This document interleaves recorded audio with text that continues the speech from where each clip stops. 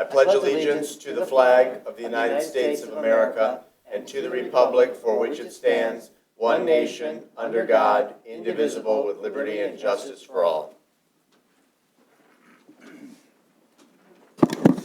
Thank you very much. Members present this evening are myself, Mayor Marl, Council Members CO, Dillon, Delorco, Camara, Sulak, Kraus, and Mayor Pro Tem Gearbaugh. From city staff in the room this evening, we have City Manager O'Toole, Deputy City Manager or Assistant City Manager, Community Development Director Green, Parks and Rec Director Scruggs. Also with us remotely should be Clerk Royal, City Engineer Fordyce, and I actually think our DPW Director is in the room as well. Director Searles is in the back. Thank you very much. At this time, the Chair would entertain a motion to approve the agenda as amended, noting that there is a new, there was a new item added under new business. It's 21-163 waste treatment plant filter backwash infiltration pumps. The city manager did send an email pertaining to this subject earlier this afternoon. This is a very timely request. So I would support inclusion of this item on the agenda. Also, subsequent to consideration of new business item 21-163, I would probably be inclined to offer a motion on the floor pertaining to the GBA presentation that'll be at the top of the agenda. I'll also note that subsequent to last Wednesday, item C-21-161, establishing a historic properties working group, was also added to the consent agenda. And there will be one item removed from the consent agenda, but I can deal with that when we get to that portion of the agenda. So is there a motion now to approve the agenda as amended unless there are additional changes? So moved as amended. Moved by Mayor Pro Tem Gearbaugh to approve as amended. Is there a second? Second. Seconded by Councilmember Camara Sulak. All those in favor of approving the agenda as amended signify by saying aye. Aye. Opposed say nay. Ayes have it, and the motion carries unanimously. There are no absences this evening, so we'll proceed to citizen comments on agenda items. Under the Open Meetings Act, any citizen may come forward at this time, make comment or a question on an item that appears on this agenda. Comments will be limited to 3 minutes per person. Anyone who would like to speak is requested but not required to state his or her name and address for the record. Are there any comments on enumerated agenda items? Please. You will have 3 minutes once you begin.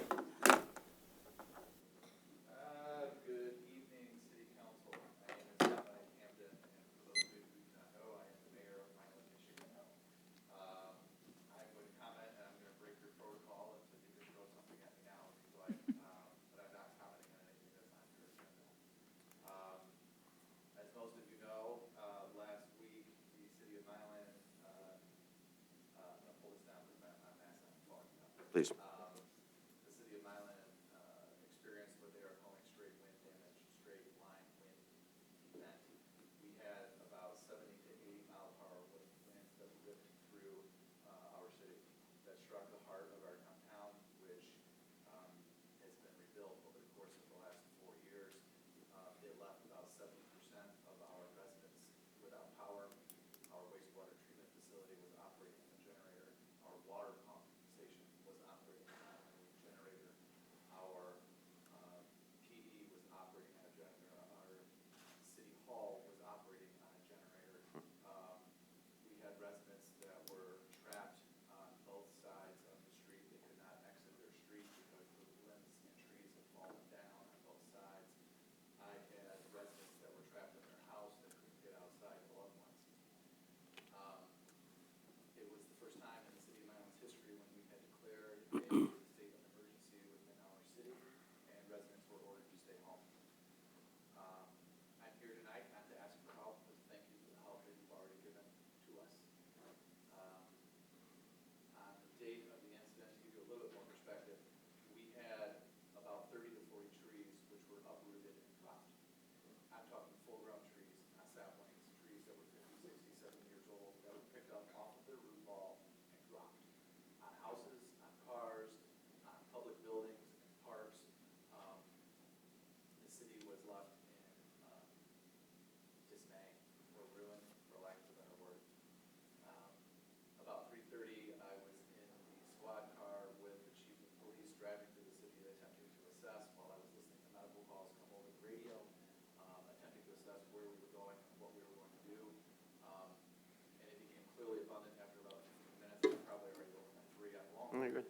You're good. I have to deal with it. I was long-winded down there too. I left at about 3:30 with the chief of police, and after driving through the city for about 15 minutes, we both looked at each other and said two things. One, we got to shut it down. And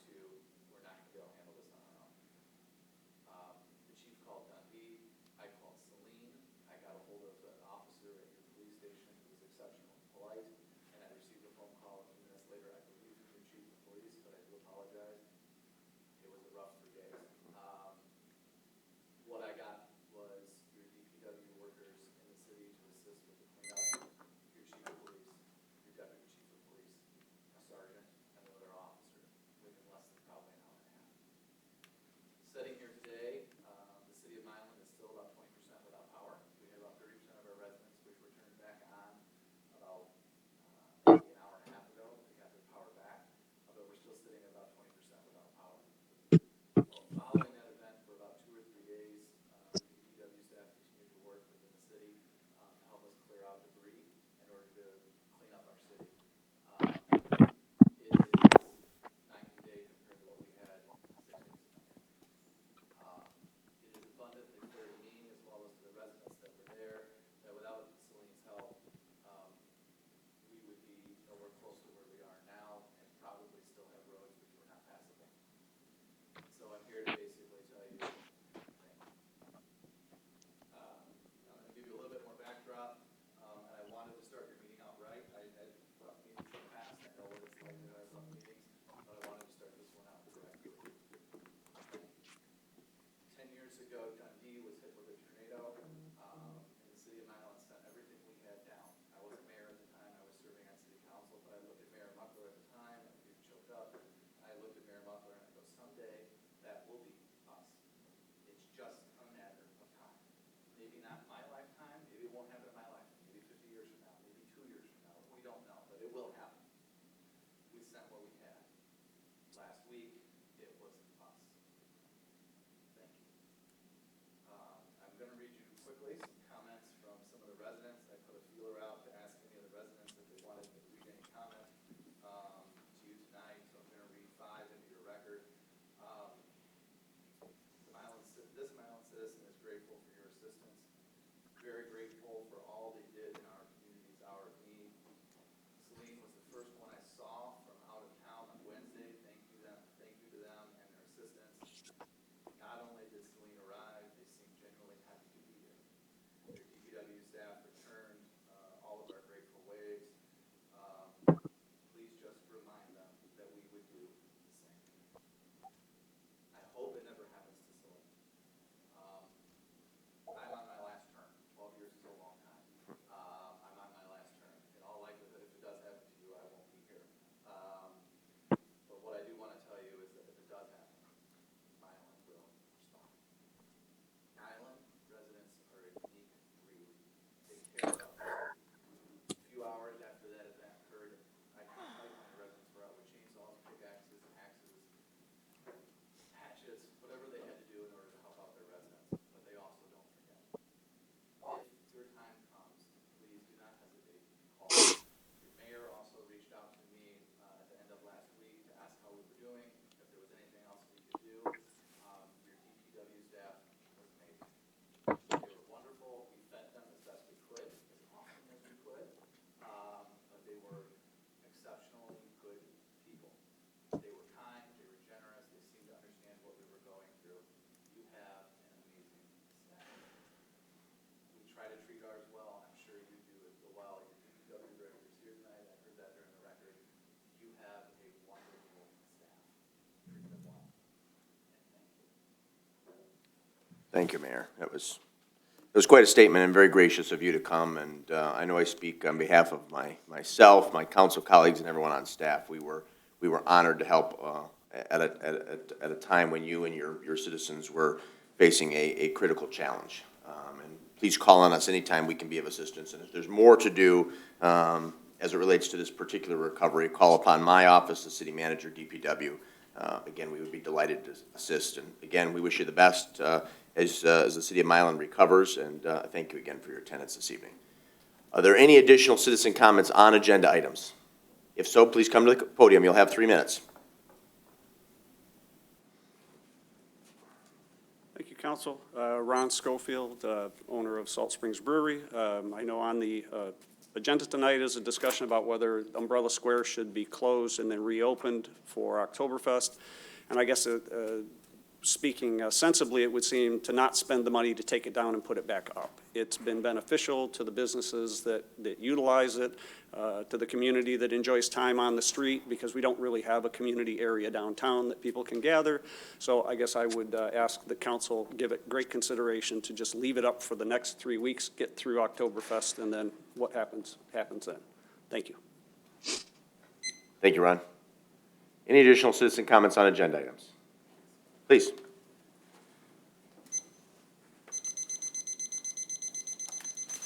You may begin when you're ready. All right. Hi there. My name is Robert Cameron, live on Elmwood Court. It's actually a couple things I wanted to mention. I do want to echo leaving Umbrella Square open. Honestly, it should probably be through all of the month of October, and I've said this before, it should probably be a permanent feature of our downtown. It's been a great gathering place. The other things I want to comment on is the Lair Farms extension for the PUD. This, and I've also, I believe I've talked to council before this, is just going to add additional sprawl to our community. And I want to mention two particular things of why that's bad. One is climate change. As we just heard the presentation, you know, these storms are getting worse. Carbon emissions are one of the leading causes of climate change.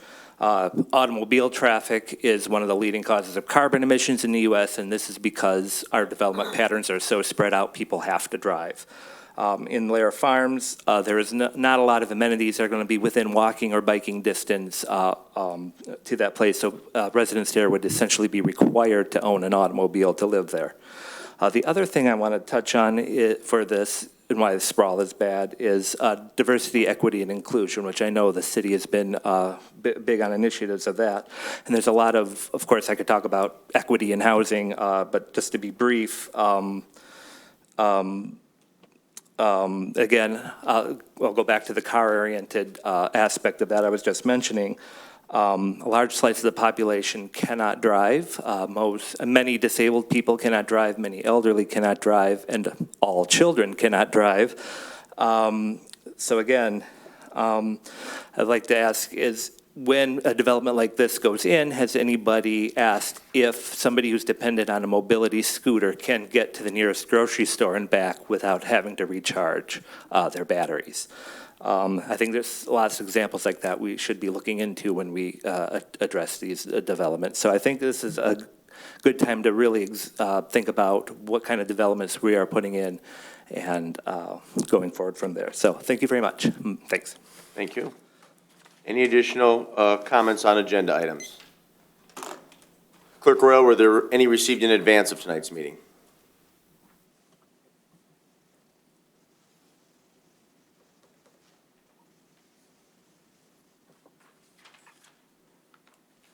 Hi, I don't usually get to stand over here.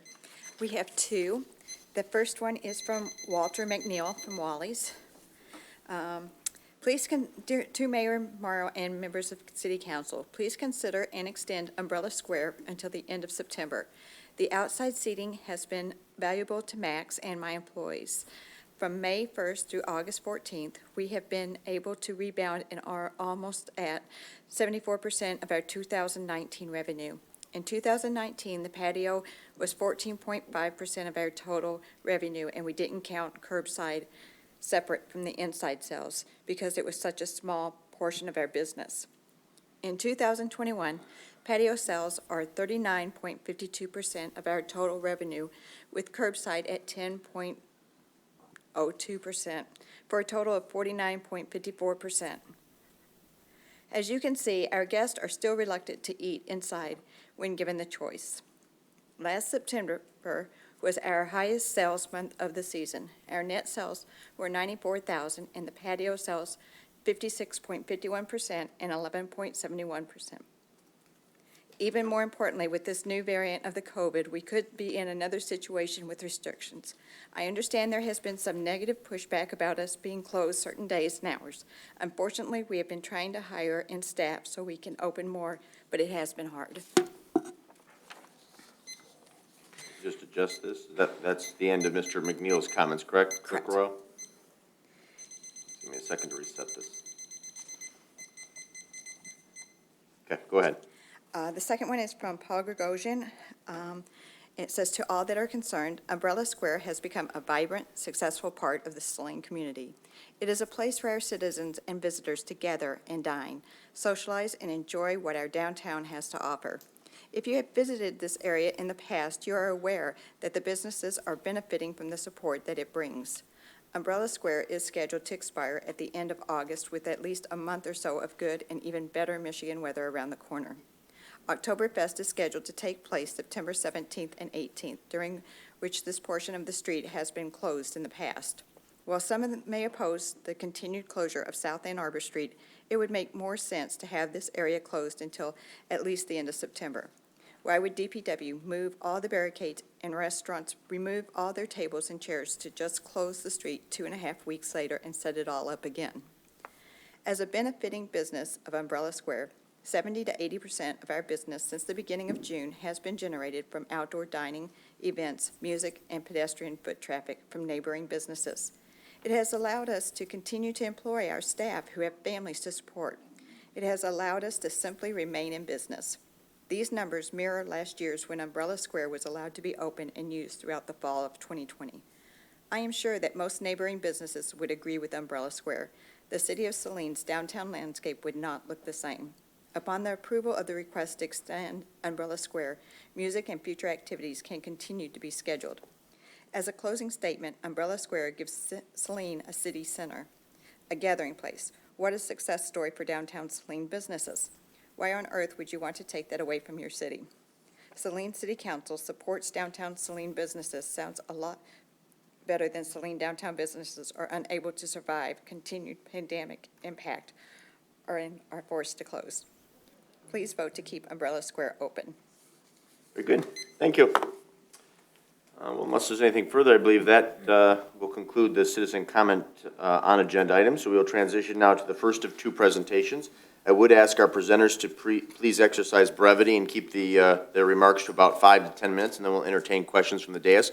We do have a rather substantive agenda this evening, so we will start with an I&I presentation, and I believe Mr. Brian Rubel from Tetra Tech will be taking the lead on this. Brian, whenever you're ready, the floor is yours. Well, thank you. Pleasure to be with you this evening. I will go rather quickly and leave some time for questions. Again, I'll talk about the infiltration inflow study that we have completed, and just I think it's helpful to have a roadmap of where we're heading with the larger project, and this is a piece of a larger design and construction project. We've gone through 2 steps of the project. We're now in a third step, which is selecting an alternative, which you have done and confirmed, and arranging for financing. So the I&I study is an integral part of obtaining financing for the project, as well as just a good idea to manage the system. Just going to cover a couple terms so that they're not foreign as I go along. Infiltration inflow is infiltration being more of a groundwater source that enters the sanitary sewer system, and inflow being more of a surface water source of water that enters the sanitary sewer system. Neither of which is desirable, but it comes through different mechanisms. And then the I&I study that you have in front of you is a broad evaluation of the magnitude of the I&I rates. It is not a definitive study of where it's coming from at this point.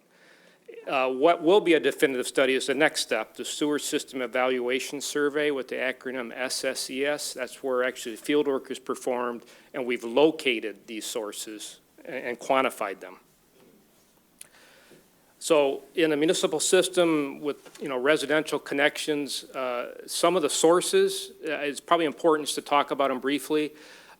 Residential downspouts can be connected to the sanitary sewer improperly. We would like those connected until they discharge onto a ground or into a storm sewer. Many homes have a foundation drain, and sometimes those foundation drains are connected to the sanitary sewer, either based on their age, older ones, that was a very common practice, or improper plumbing for a newer house. That might be through a sump pump or just through a gravity connection. Manholes can leak, sewers can leak, the lateral from the house out to the street can leak. And sometimes catch basins are connected to the wrong sewer. We want those connected to the storm sewer, but sometimes they get connected improperly to the sanitary sewer. I think that's a brief summary of how extra water can get into a sanitary sewer system. So again, the goals of the study, we were attempting to demonstrate to Eagle whether it's less expensive to leave the I&I in the sewer or to spend the money and effort to locate it and remove it from the sewer. That's, in broad terms, what we were trying to do. Again, the specific sources we're going to leave for the next step, and third one is very similar as well. So we make some assumptions about what might be there. And it's just based on some rules that Eagle publishes, some past studies that Tetra Tech has done or other consultants have done. So these are very broad. They will not apply specifically to Saline, but we'll be a little high on some and a little low on others. We use the data from your asset management plan to really save cost and time. We accelerated the completion of that into about 3 months, when usually these things take about 12 months to do because of all the data gathering. And Eagle has approved this report, so we are ready to keep moving along. In broad terms, and this is actually from data that we have for Saline, about 56% of the flow at the wastewater plant is truly from wastewater, from sewage. The other 44% is from rainfall and groundwater. That's actually a very common ratio. I see that ratio all over the place for older communities. So you're about average for an older community in that regard. However, during a storm, things change dramatically. This is from the computer model we have of your sewer system and have calibrated to data. And it shows during a 4-inch storm, the flow at the plant can peak to about 18 million gallons per day, whereas a typical day, it's about 1.5 million. So that's about 10 times it could peak during a very large rain. So, and that makes it very difficult to treat at the wastewater plant when the flow swings that strongly. From the flow monitoring data, we can prioritize areas, and we did do that. The pink areas are kind of red, code red. Those are the highest peak areas. All of those respond from dry to wet about 5 times. The yellow areas, moderate, like a traffic signal, kind of in the middle, somewhere between 2 and 5 times from dry to wet. And the blue area is the driest area. And I think you can kind of look at that. It corresponds to the age of the city, I think, largely. The newer areas are much drier, built more recently, materials are in better shape, manufactured a little bit better. The older system, again, older construction materials. So using these ratios that Eagle has promoted, we have derived a preliminary determination of where some sources may come from, and it's roughly a quarter, 25% roughly, of foundation drains around the house. A little bit less than a quarter. About 20% public sewer, it's through leaks and cracks in the public sewer. About the same amount from leaks and cracks in the lateral from the house to the street. Manhole defects, maybe 20-25%. And the rest are stray catch basins here or there that might be connected, downspouts that might be connected to the wrong sewer, that sort of a thing. That's what the next step will determine what those slices of the pie are. We'll refine that much greater detail. Again, just a reminder, some of the sewers are also impacted by this wet weather. We'll probably talk mostly about the plant, but in particular, the Central Belt sewer running right through downtown and the West Belt running along the river are affected by wet weather, and they have capacity concerns too. And so drying up the system would help those sewers as well. So infiltration inflow in general, all sewer systems do have I&I. It's not an all or nothing thing. It's just a matter of how much a sewer system has.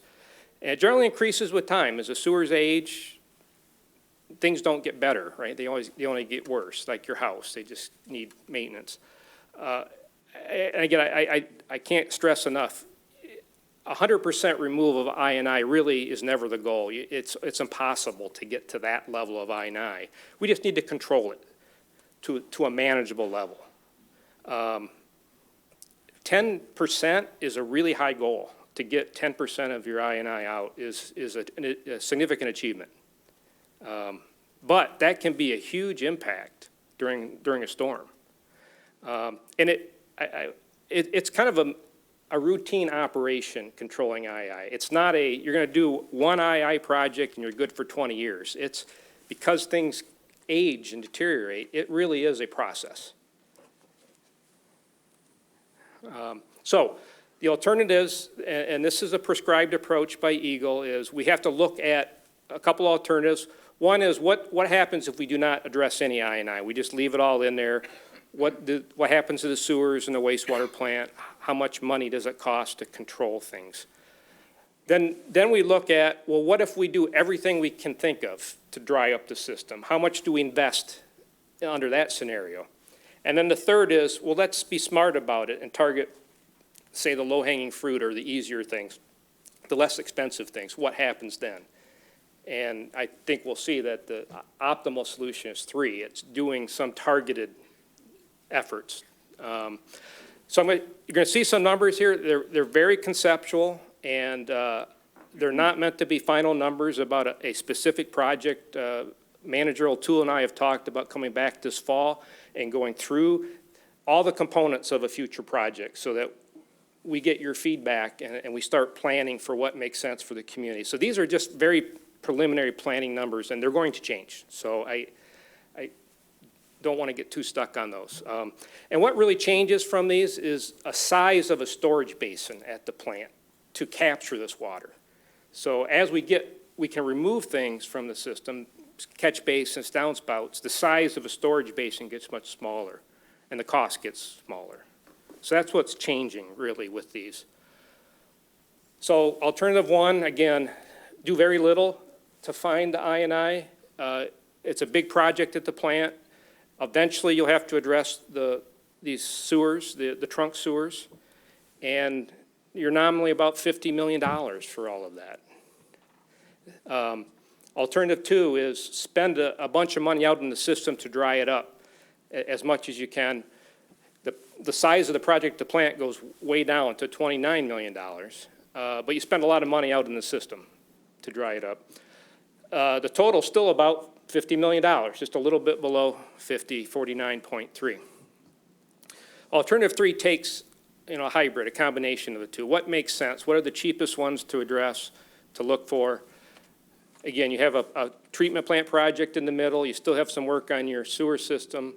You spend a couple $1 million out in the system drying it up, but the cost's starting to go down now. You're $47 million, so you've saved a couple of million in total by doing that.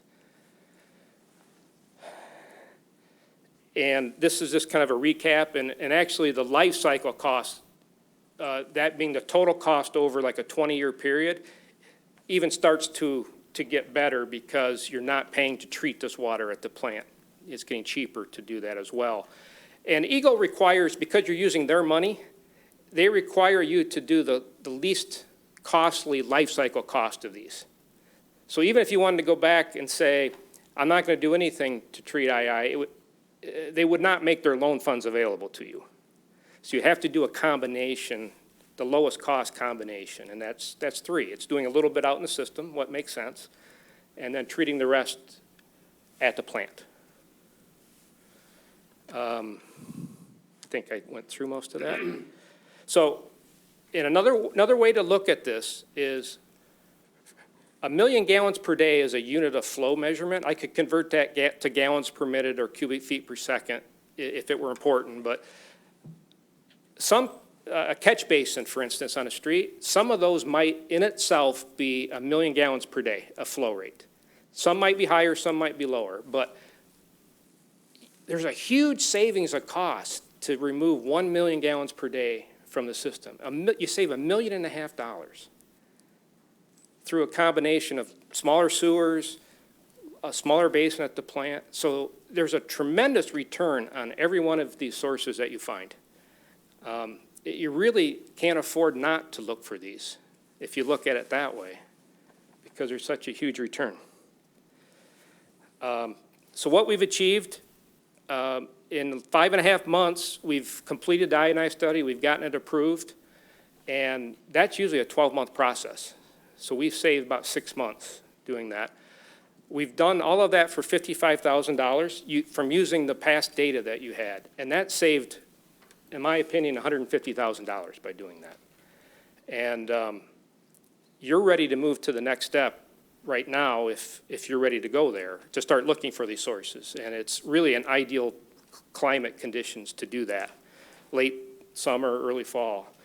But I'm really proud of what you've achieved. And when we started this, a council member asked me why you should go with our firm to do this. And I think that slide right there demonstrates what we've achieved. So your next steps, you can begin that SSCS, that term you're probably going to hear a lot of the next 6 months or 12 months. Anytime you like. We're already in a dialogue with Eagle about steps to do that, and I think we have kind of the core agreed to. The next opportunity to apply for the loan is July 1st. They only take applications every July 1st.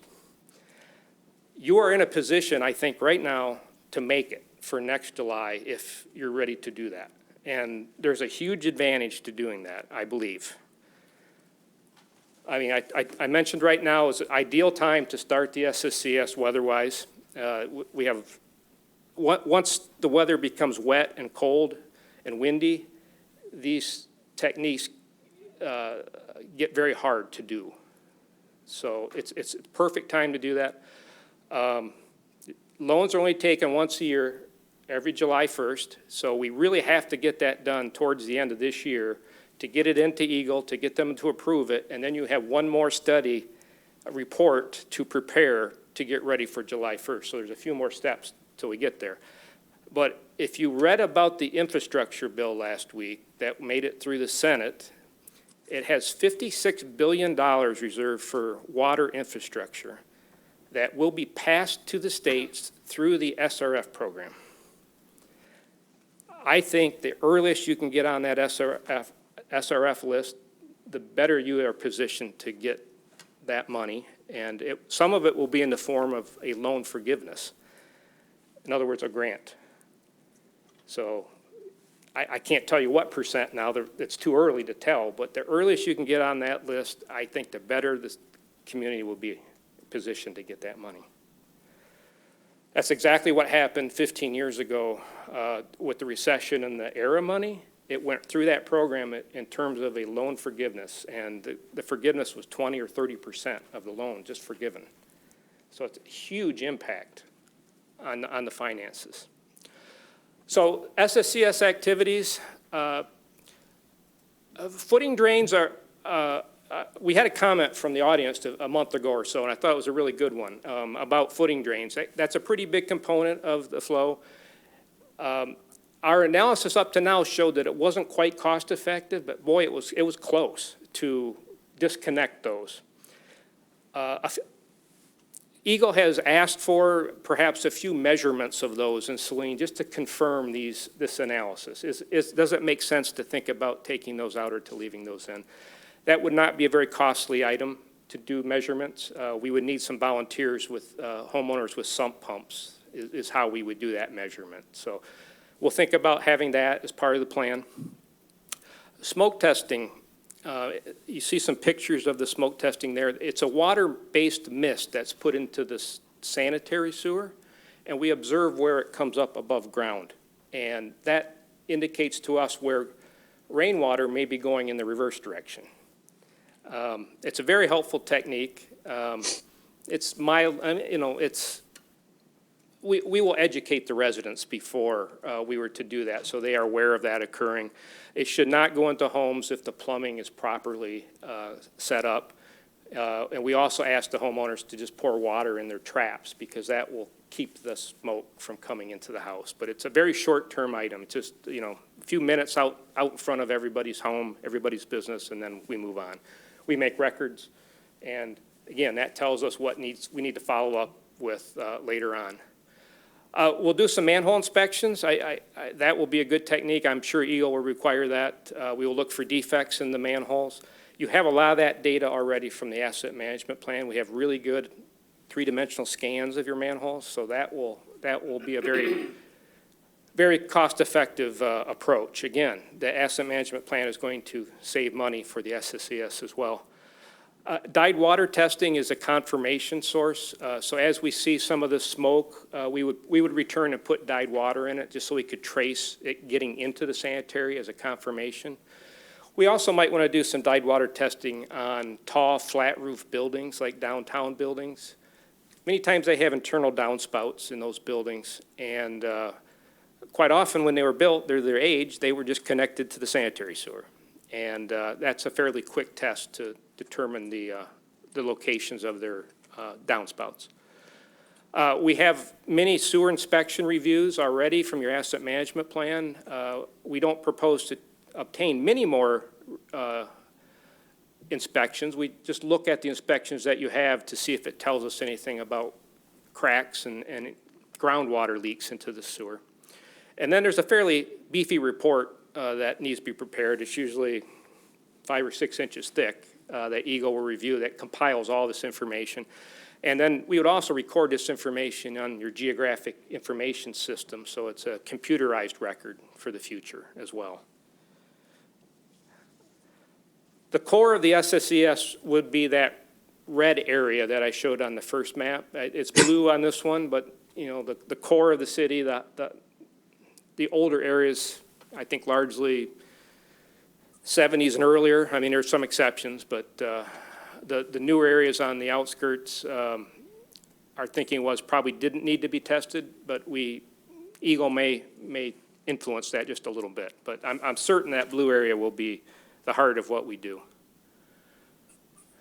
And I think I took too long, but I went fairly rapidly through that. It was very thorough, Mr. Rubel. Thank you. I don't mean to be screaming over everybody. I'm going to stay down here because we have a subsequent presentation.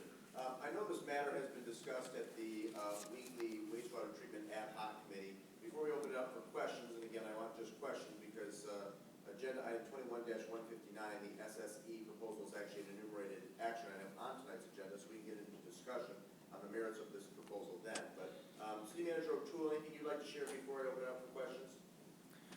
Just that I'm extremely pleased with the time frame that we're keeping in terms of achieving our more aggressive SRF loan application timeline, and that the infiltration and inflow study work that was completed is being monitored and has been reviewed previously by members of that committee, as well as existing staff, myself, City Engineer Dais, Director Searles, and Interim Superintendent Fetchick. So a lot of eyes on this project. Very good. Mayor Pro Tem Gearboss, the council rep to our wastewater treatment ad hoc committee, anything you'd like to add?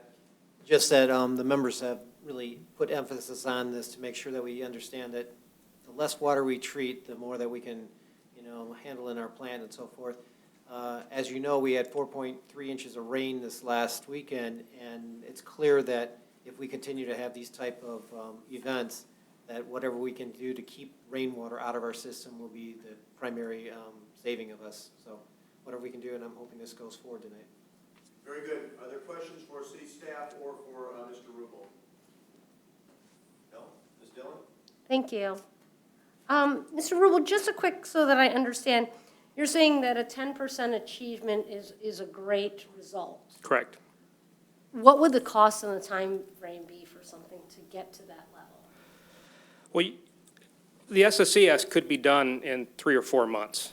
So you would have the data, and then generally that data is wrapped into a construction project. And if you'd probably go through the loan, so you'd apply for funds July 1st next year, and anytime after that, you could start the construction project.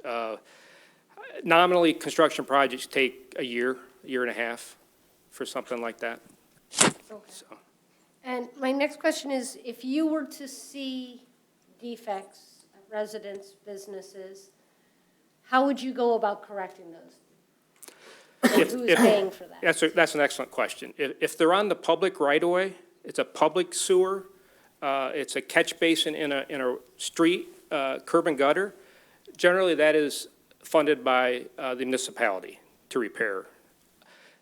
There will be defects found on private property. Some downspouts will be connected to the sanitary lateral. That I can guarantee will happen. Now, it's up to you how to handle that. Most communities I have served have asked the homeowner to do that, giving them time to do it, several months to arrange for that to be done, and education on how to do it. Okay. But I don't want to presume that's how you wish to do it. Okay, I guess I just wanted to ask, so then, if it were a downspout issue, just really big picture, and it's hooked to the wrong system, are we talking about cuts to the road, or is this an underground process? I guess what I don't want to see is 12 houses in a row cutting open our streets, especially if they're new streets. Yes, a downspout could be usually handled by just disconnecting it from going into the ground, into the sanitary sewer, and putting an elbow where it would discharge onto the grass.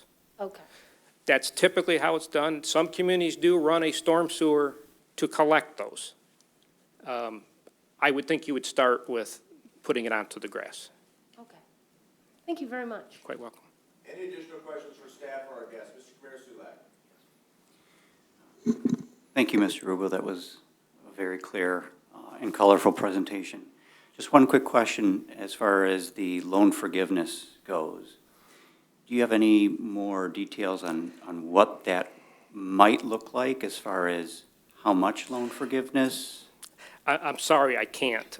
All I can tell you is there's $56 billion at the federal level that has to be divided by the 50 states, and then once it gets to each state, it has to be divided up within all the municipalities that will apply. So I'm sorry, I wish I could, and I promise to keep an eye on it and educate you as I learn more. Okay. Well, based on, it sounded like you were saying, first come, first serve. The sooner that we apply, the better likelihood that we could qualify and get those funds. I don't know when all the House will pass it and the President will sign it and EPA will make the rules. But if it occurs between July 1st of 2022 and July 1st of 2023, you would miss the boat if you don't get on that list by next year. That's all. All right. I see it's very important to get on that list. I do too. I do too. Thank you. Any additional questions? Mr. Delorco. Thank you, Mayor. Brian, you mentioned something about there could be areas where the laterals that connect, if I'm understanding correctly, the storm sewers to the sanitary sewers, or was it the footing drain to the sanitary where it should be connected to the storm? Footing drains, prior to early 70s, mid 70s, was pretty common practice to just connect those to the sanitary lateral, and that would come out to the street. So there would, on older homes, there's probably a very large contribution from these footing drains that connect. Mid 70s and beyond, building codes changed, and more sump pumps were put in to process that water and discharge it onto grassed areas or through a lateral to a storm sewer. But older houses, that's a very common source of I&I. Going directly into the sanitary. That's correct. And you were saying that it doesn't appear at this juncture to be cost-effective to disconnect those, although it was very close. It's very close. So will that be part of the SSE study to look closer at that piece?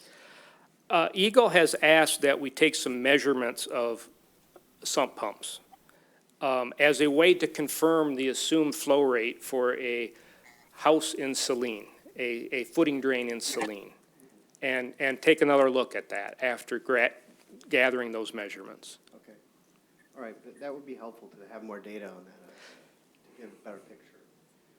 Also, you mentioned that all three of the options that we look at, whether we do a little bit up front or a hybrid of the two, which was option 3, all of those require still adding an equalization basin at the plant.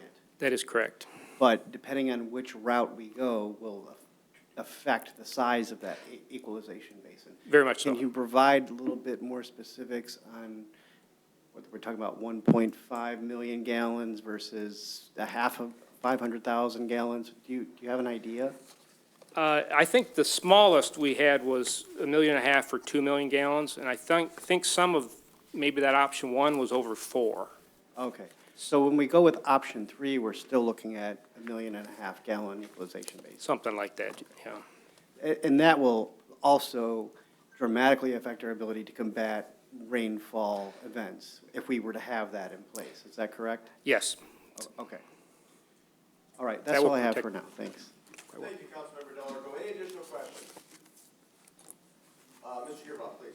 Just one statement regarding when you're showing like the older section of the city, we understand where that likely is footing drains, and in fact, I know a couple houses that probably are that way because we've had backups in the basement as a result of that. It was interesting to see identified in Wildwood in those areas that I know should have storm sewers that were installed because when those were constructed, in fact, we just spent a significant portion of money replacing the one on Rosebud Lane. How is that not identified differently? I'm just curious of that. Yeah, that's a good question as well. I think I had 12 or 14 flow monitoring points that allowed me to characterize an area. In some cases, a newer area is part of an older area as measured. I don't have every subdivision measured individually, I guess is a better way to say it. So I think I answered your question in that way. Mayor, could I jump in and comment on that one? Is that Mr. Fordyce? Yes. Yes, please. Yeah. An additional thought on Wildwood, which does have, each house has an individual storm lead and modern storm sewers and detention systems. One additional thought on that is that the trunk line sewer through there parallels the creek and is in kind of a wetland area. So there may be groundwater infiltration issues there. And then downstream of there, 2 years ago, we had significant inflow through deteriorated manholes, which have been repaired since. So there may be a similar situation further upstream where we're getting storm flows because of the proximity to the creek. Thank you, Mr. Fordyce. Well, if there's nothing further, we will excuse you, Mr. Rubel. Thank you. We'll continue the dialogue in just a little bit. And I would welcome Matt and Mike from GBA and Associates to the podium.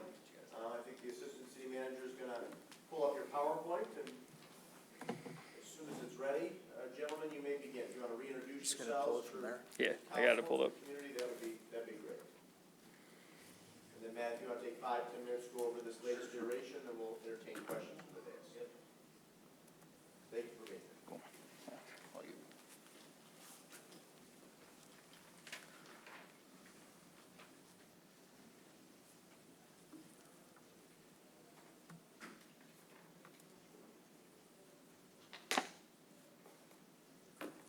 How do you get it to the next slide? Okay. Okay, so first of all, thank you for having us. We have done much feasibility and studies with regards to Sauk Trail. We think the most viable way to proceed with our development at this point, after doing a pretty in-depth study on the assisted living, would be pivoting and doing the multifamily. We think the assisted living at this current time with COVID and Delta, coming up on us, is probably not going to be a prudent way to maximize the density and have a viable development for the community of Saline. After doing our studies and research, we found that a lot of the assisted living communities actually reduced in occupancy during the COVID crisis, and with the unknown variables heading our way, we don't really feel very confident in assisted living being the best way to develop that piece of property that we're intending to develop. The building that you see here on the first slide is our proposed rendering, which is going to be tweaked out a bit in design, but it's pretty accurate in its depiction. It'll have balconies, 120 units, 3 variations of 2 beds, and 3 variations of 1 beds.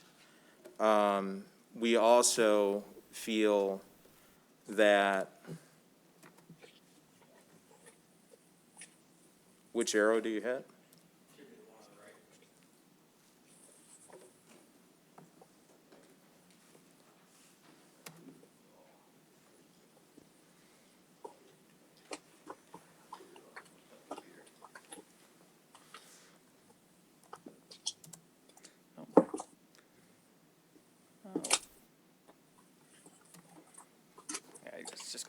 We also feel a good synergy with the development's going to be retail. We always intended to do retail within this development, but we feel that we have a pretty viable solution for the city of Saline to max out the density of this piece of property. It's a good opportunity for us. I think it's a good opportunity for the city as well. It's going to be more of a community focus, entertainment-orientated retail box, where it's kind of like an open forum for community, events. There's going to be entertainment, as well as food vendors. So the focal point will be food service. And there'll be one night a week where we invite local chef to be chef of the month, and do bands and entertainment as well. And it's more of like a food court, picture like a food court, high-level food court with seating, where the food vendors can also service the customers that are walking in, but also picture a coffee bar, picture an actual bar as well, where people can mingle and be social. I feel like even if we did have another shutdown or some kind of quarantining going on with the Delta variant, the food vendors alone occupying the space can still do the carryout, still can do Grubhub, still can do delivery, and they're doing quite well in other locations. This exact variation of the retail is currently under construction in Denver. So a REIT that we're going to be partnering with on this project is doing this concept across the country. So we'd like to bring it to Saline. We're friendly with some of the food vendors. Balance Grill would be one of them. Jeremiah's Italian Ice. And then we have a wrap sandwich concept as well. So farm to table kind of concept. Focal point, again, is entertainment. These are a few different renditions of the elevations. So you have an outdoor eating area. And as far as our site plan is concerned, this is a site plan that we we haven't fully revised. So we would be looking at doing the 12,000 square foot box on the west side of the site plan. What you see there was a 3-tenant retail with 2 drive-throughs in front. So we would move the 12,000 square foot box. That would not exist. The 12,000 square foot box would be on the west side of the site, in line with the ingress and egress to provide more fluid ingress and egress. The back side is what you see would be the multifamily. We haven't quite figured out what we're going to do with retention, whether or not we're going underground, whether or not we're going to keep it above grade. It's really going to come down to parking. And we'll kind of tackle that during the entitlement process and figure it out with engineering. But in summary, we're going to be doing a 3-story multifamily. It's going to be 120 units, combination of 1 and 2 beds, 3 different variations of layouts, starting at 680 square feet, with 1,180 square feet would be the max. Retail box, again, is 12,000 square feet, food service with a focus on entertainment, which provides a great synergy with the multifamily. And total development costs can be $24 million. So what we're proposing tonight, I think, is the most prudent way to proceed would be to do a 30-day extension and then talk about in greater depth about extending a period that would be appropriate to do our entitlement stage, which we would dig straight into our engineering, get it all done, submit it to you guys, and proceed with breaking ground. Very good. City Manager O'Toole, anything you'd like to add before we open up for questions? We had the opportunity to speak last week with the developers on this issue, ask a few more questions in detail. I do believe at this time it would be prudent to offer a 30-day extension to allow us time to coordinate with our legal counsel and staff to really put some more parameters around a longer-term extension and what that might look like for the city and what expectations we might have in doing so. Yeah, and I concur with that. I'll be speaking more to the issue when we get to the conclusion of new business. But I think a 30-day extension is prudent to do our due diligence and determine if this is a viable project moving forward. And we could report back then at our next meeting, which would be on September 13th. Mr. Gearbaugh, you're part of the steering committee for this parcel. Anything you'd like to add? Yeah, I think there's some opportunities here to address potentially affordable housing units and some other things that we have put as a goal this year. And I think this would be part of that opportunity, just understanding how it would be accomplished. And I think moving forward, I am appreciative of the change in moving the building towards the street more. And then potentially this is something that I think is the type of housing requirements that people are seeing in this city. So thank you. Councilmember Dillon is also a member of the steering committee. Anything you'd like to add? Thank you. I appreciate having the conversation earlier and answering some questions earlier in the week. Just to clarify, will the multifamily be mixed use? Or No. will it strictly be residential No, housing? I mean, our proposed plan wouldn't be mixed use. It'd be separate, Okay, yeah. okay. And I just wanted to clarify with the city manager that a 30-day extension does not guarantee that we will proceed with the development, correct? Correct. It would just be a 30-day extension of the existing agreement that we have in place. Thank you. Any questions for the applicant? Mr. Seo. So these 120 dwelling units are proposed for one building? Yeah, And that'll be safer with COVID than a senior citizen residence? yeah, I mean, if you look at what happened during COVID, I mean, from a developer standpoint, it's safer for us. You know, multifamily and housing right now is hot. We don't see any problem with the viability of occupying the 120 units. With the assisted living, we just saw too much uncertainty with occupancy and the way that COVID impacted that community, that specific class and that age demographic. I guess I'd have a question then for Mr. Green. Do our current building codes allow for a three-story building? They would most likely be a variance, but until I see a site plan, I won't know. Okay, thank you. Any additional questions? Mr. Mayor Sulak. Yes, thank you.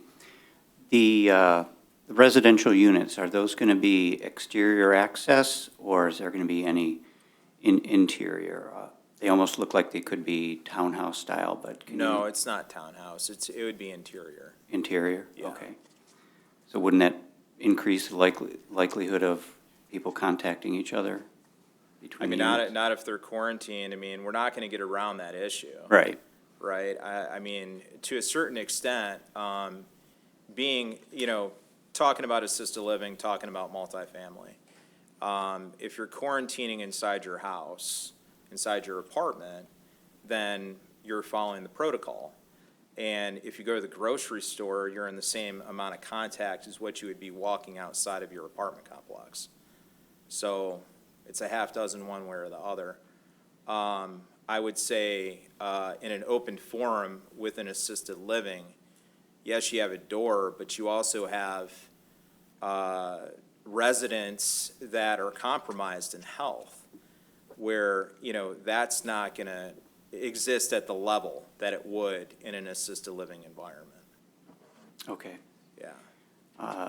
I'm very interested in the potential for some affordable housing units. And while this may be a little soon in the process, what are your thoughts on that? We would be open to it. Yeah, we would have dialogue and figure out how to proceed with that. Okay, Yeah. great. Yeah, we're definitely open. Thank you. Yep. Any additional questions? Councilmember Dillon.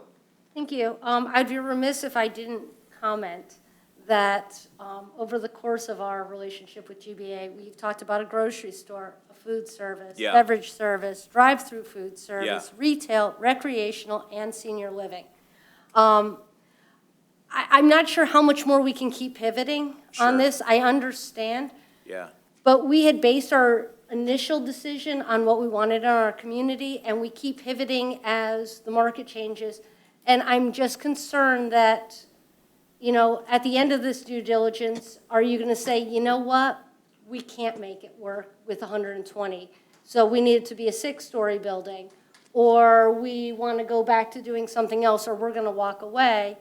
And in a time when that's, you know, a property that's got great value to this city, it's tied up in due diligence on a project that may not happen. So I would like to just stress that I'd like you to come back in 30 days with a plan Right. that you are fully ready to execute. Yeah. Because I don't feel as though we can keep delaying this process. Neither do we. We don't want to delay the process any further. We're not making money by delaying a process. So, I mean, it's at this juncture, I think we have the most viable plan. We have the right partners that are on board with doing the retail. I mean, I have leases that I'm going to turn down to do the 12,000 square feet.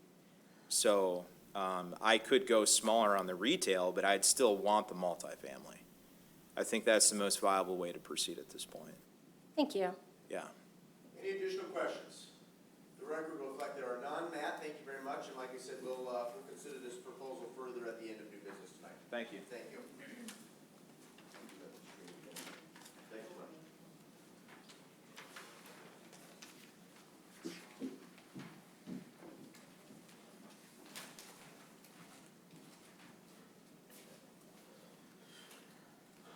Okay, we'll keep this moving along.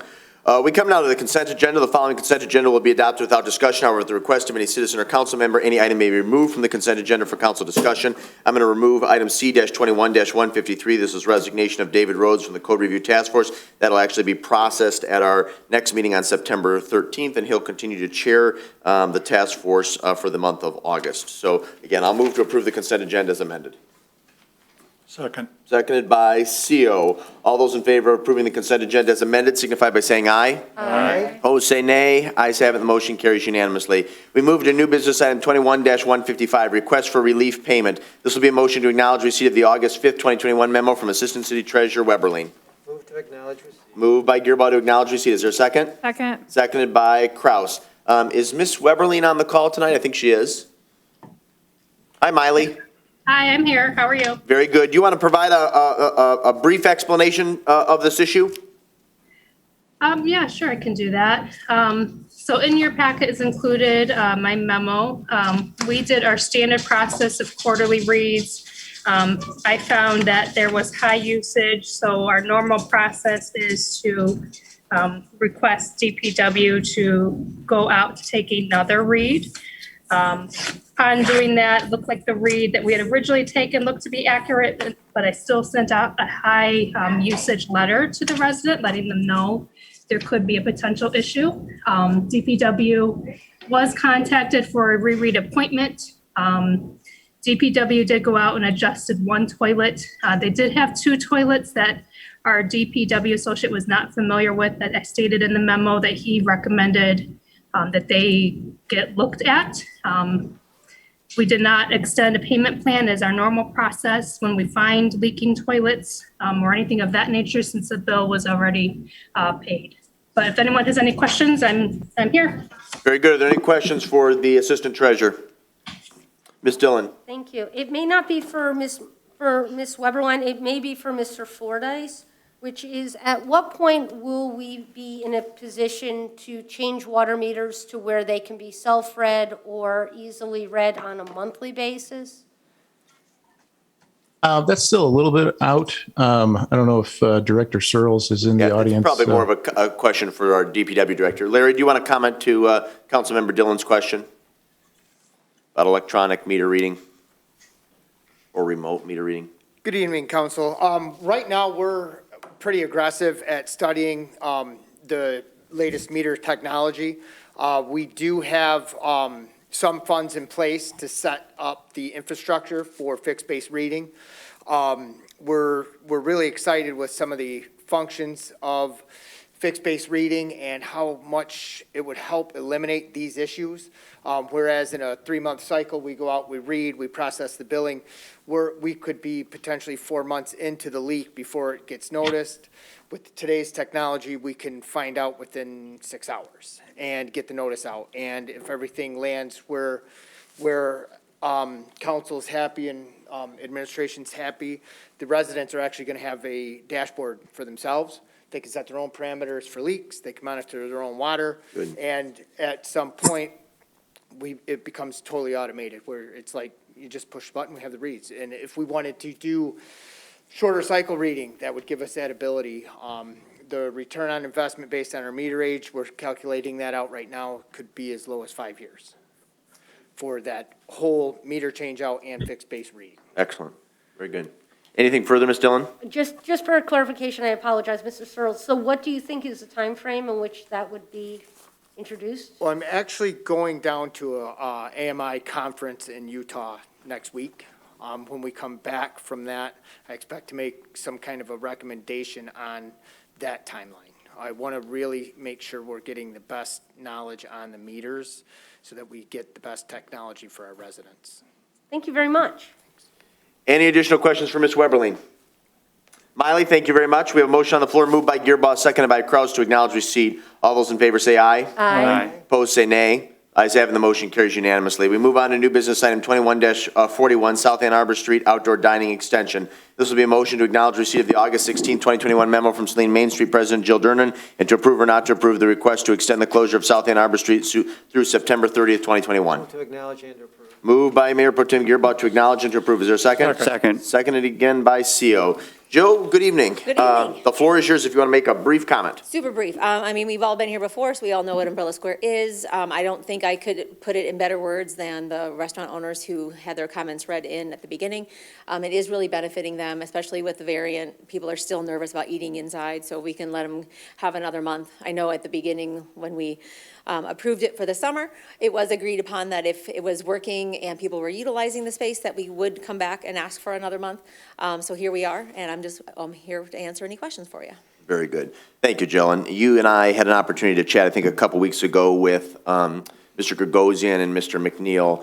I fully support the extension. I actually think September, with more mild weather and with people more apt to be in town, not away on business or vacation, it has the potential to be used to a greater extent than in July and August.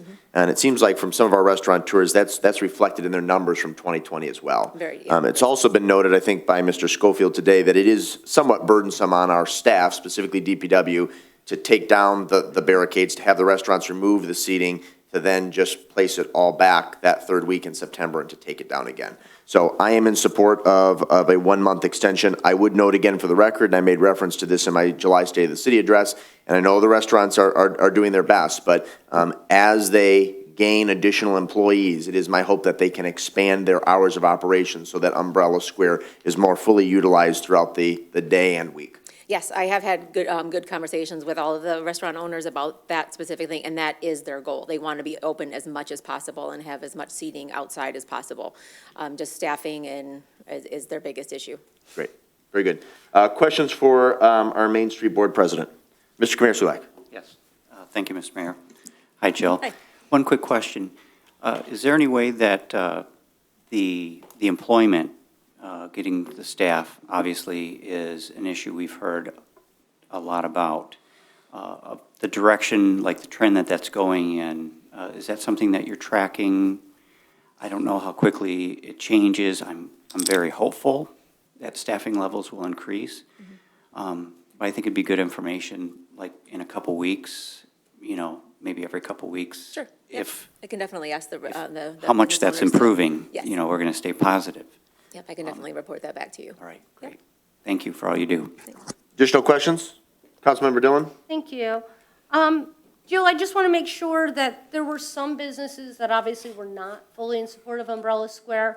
Have they been reached out to about the extension? Yep, we did reach out to everybody in the downtown, and they all are the same vote that they had when we were closing it in April. Okay. The same votes across the board. So there are a couple that would rather have it open. Right. But even the ones that are affected by the outdoor parking restrictions or, missing spots that we've had when the road is open, are still in favor of helping the other businesses in town.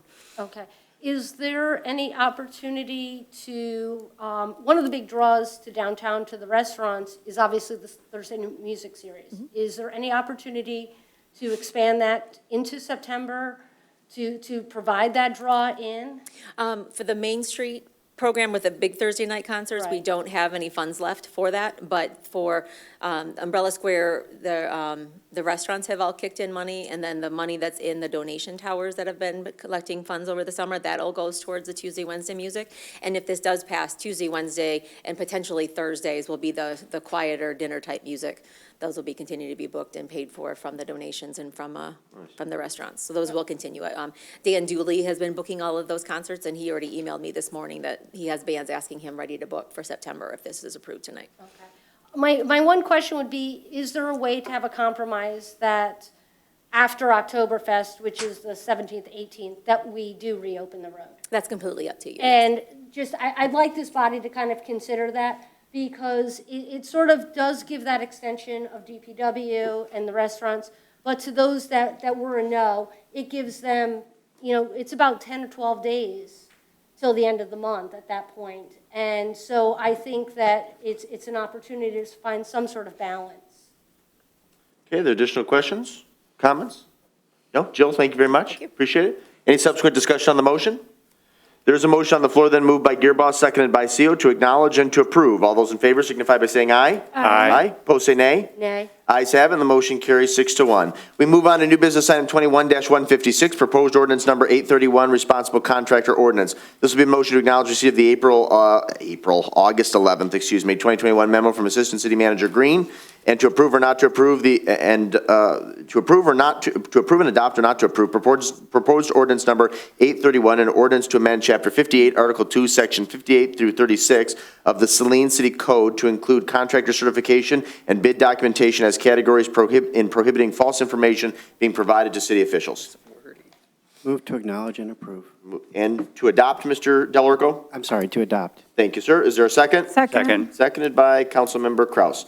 Mr. Green, do you care to make a brief comment? Thank you, sir. During your guys' last meeting, council approved our responsible contracting policy. As we noted during that discussion, part of the policy is to ensure contractors provide truthful information when they're submitting bids.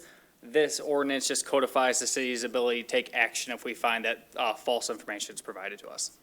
Very good. It's pretty cut and dry. Are there questions for the Assistant City Manager? Any comments on the motion? Easy enough. Thank you, Mike.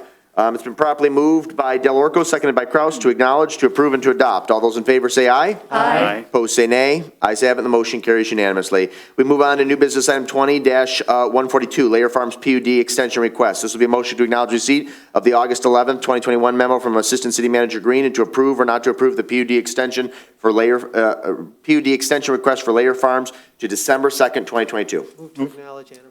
Moved by Gearboss to acknowledge and to approve. Is that seconded by CO? Yes, sir. Thank you, sir. Mr. Green? Thank you, sir. As noted in the memo and the letter from Grant Swackel, they're seeking a one-year extension for the PUD extension.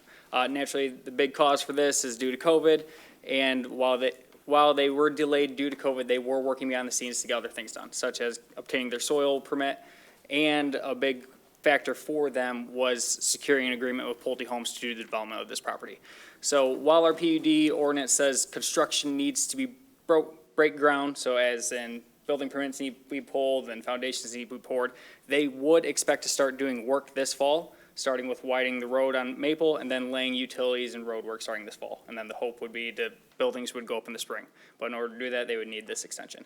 And we do have Tom Covert from Midwestern Consulting, Scott Munzel, attorney representing Grand Sacco, and Nicholas Donofrio from Grand Sacco to answer any questions you guys might have. Gentlemen, thank you.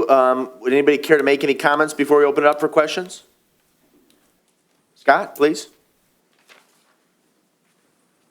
And Scott, if I may, for the council's benefit and for the community's benefit, and I believe I articulated this at a recent planning commission meeting, but I did receive confirmation in writing from the regional director for Pulte Homes that if they stay on the current trajectory, they hope to close in September and, to Mr. Green's point, begin construction activity later this season. Yeah, that's correct, Mr. Mayor.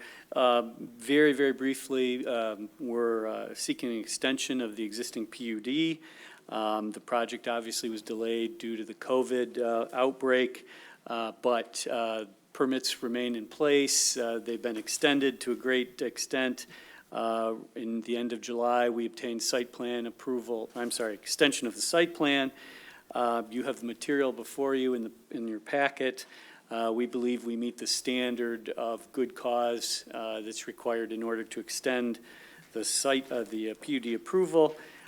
Just to point out very briefly some of the benefits of the PUD, it does, as you have approved, it clusters the single-family homes consistent with your master plan and zoning.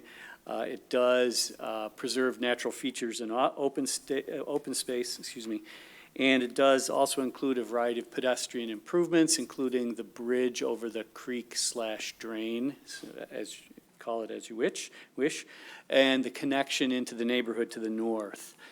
So with that, basically, we think we meet the standard. We request approval of the extension. And we're happy to answer any questions. Very good. Thank you, Mr. Monzels. Why don't you hang tight in the event that there are questions, Scott? Mr. Gearbaugh, as Planning Commission rep, anything you'd like to add?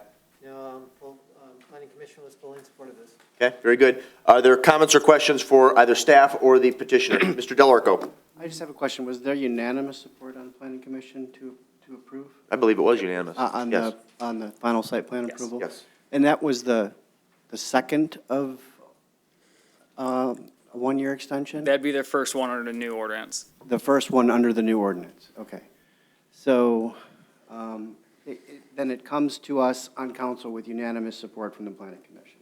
Correct. I believe, if I'm not mistaken, every vote on planning pertaining to Layer Farms has been unanimous. Okay. Not sure about that. No? Okay. Because I didn't approve the sidewalk. Oh, that's right, excuse me. So there's one objection, I think, was that final site plan or preliminary site plan? Yeah, I think it was final site. Okay. Yeah, I asked a question because if there was any dissenting opinions, I would like to know what those were. Yeah, there were none on the PUD. Okay. No. Any additional questions or comments? Mr. Sulak. Yes, thank you. Just to clarify, were there any changes in the number of units or the layout, or? Nope, is plan stays everything the exact same staying as exactly that the same? was originally Okay, approved. all right. Thank you. Anything else? Ms. Dillon. Thank you. I think my questions might be for the city manager. Does this delay extension impact the East Belt construction project at all?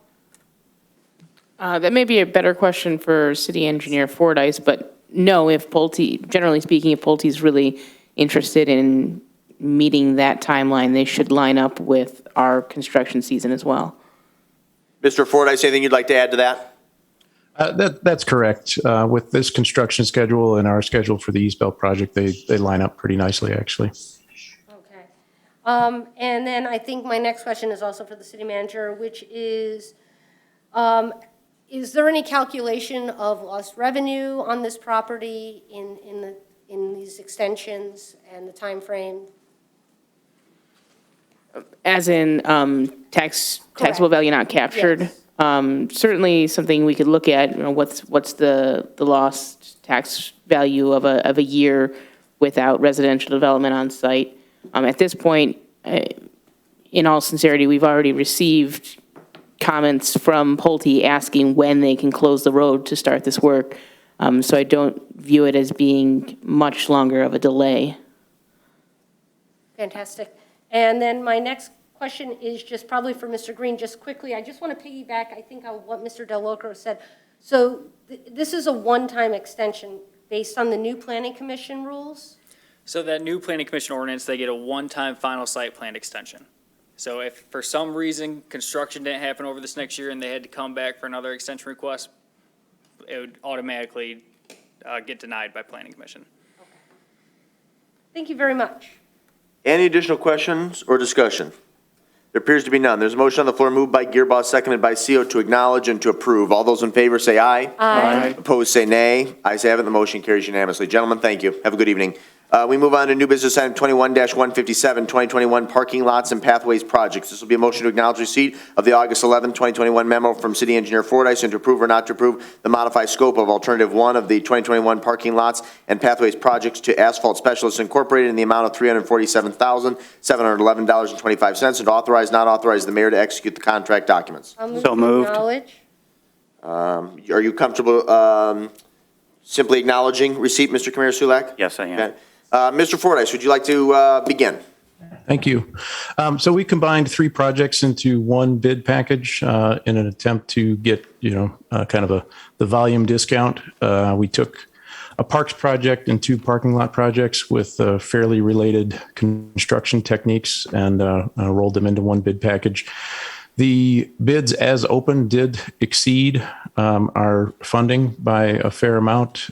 So Scott Fisher, who's in the audience there tonight, and I kind of dove into the individual bid items to try to find spots where we could increase the value of the project by eliminating certain pay items.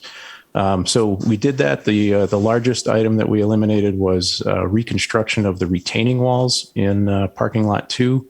Have had some initial discussions with Director Searles about making that a DPW project, but the prices we received on those were seemed out of proportion with the value that we would gain from that project. So we went back to the low bidder, ASI, and discussed with them the new scope, and they honored their bid prices on the modified scope, and unfortunately, it still exceeds the budgeted funds between the 3 projects. So we got a little bit creative and assigned some of the costs to the infrastructure bond that we recently passed. So the stormwater elements of the City Hall project are now being funded by the bond. And then we are still a little bit short, a little less than $40,000 short. So I, in the award recommendation, recommended alternative 1, which is $38,000 or $39,000 to complete the paving in the City Hall parking lot. And really the only funding source that's been identified for that is fund balance. Okay, very good. City Manager O'Toole, anything you'd like to add? No, we'll wait for questions. Okay. I'll open up for questions from the dais. I'll start with Mayor Pro Tem Gearbaugh.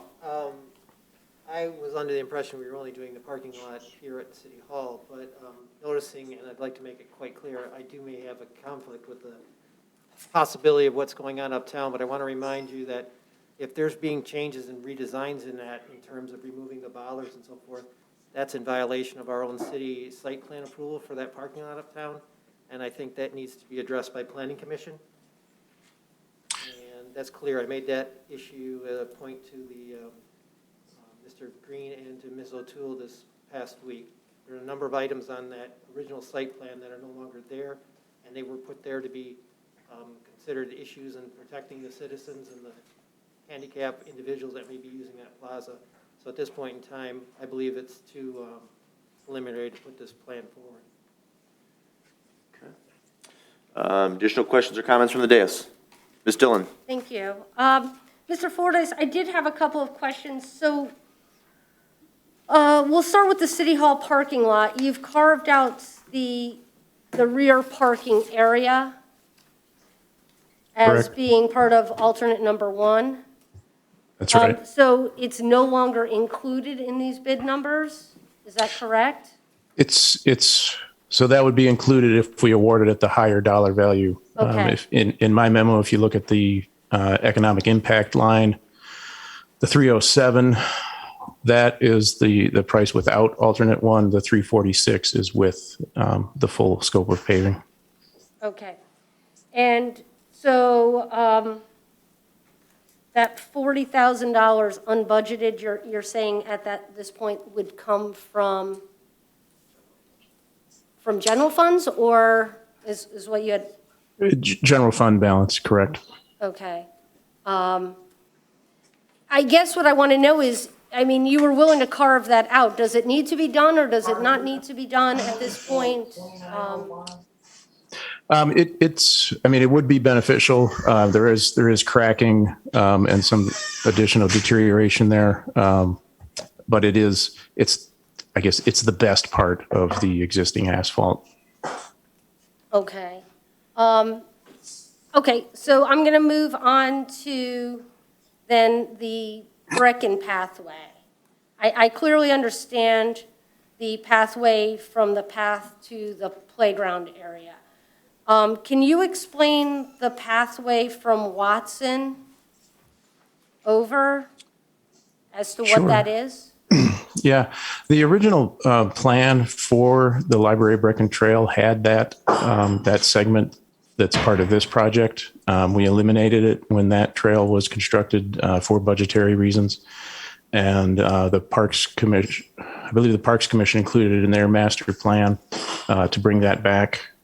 So that item was budgeted by them to have this second leg of the trail constructed.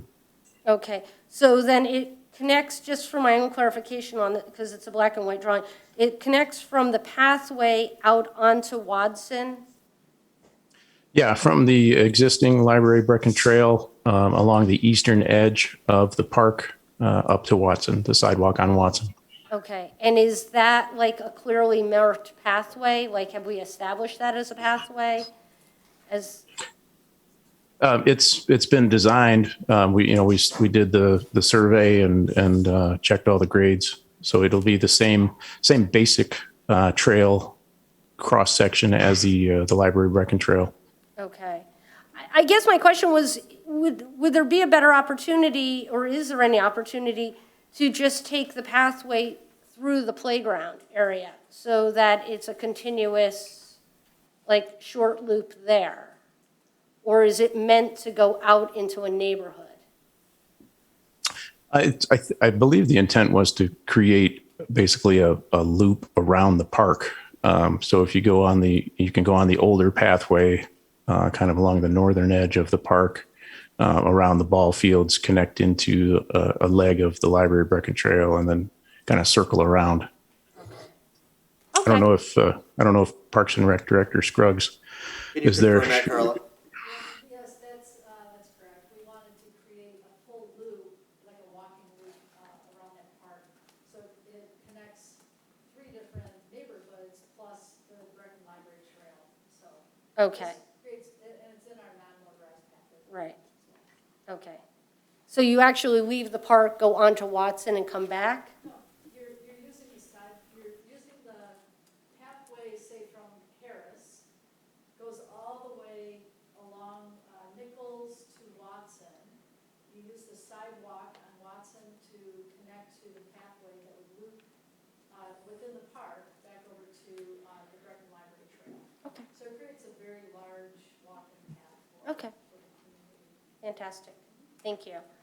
And then my next question, Mr. Fordyce, is going back to that parking lot too and better understanding. You've got a pretty large area that talks about area of sidewalk repair. What exactly is being done there? Is it replacement of all of that sidewalk? No, it's just spot sections within there, kind of taking out the worst of it and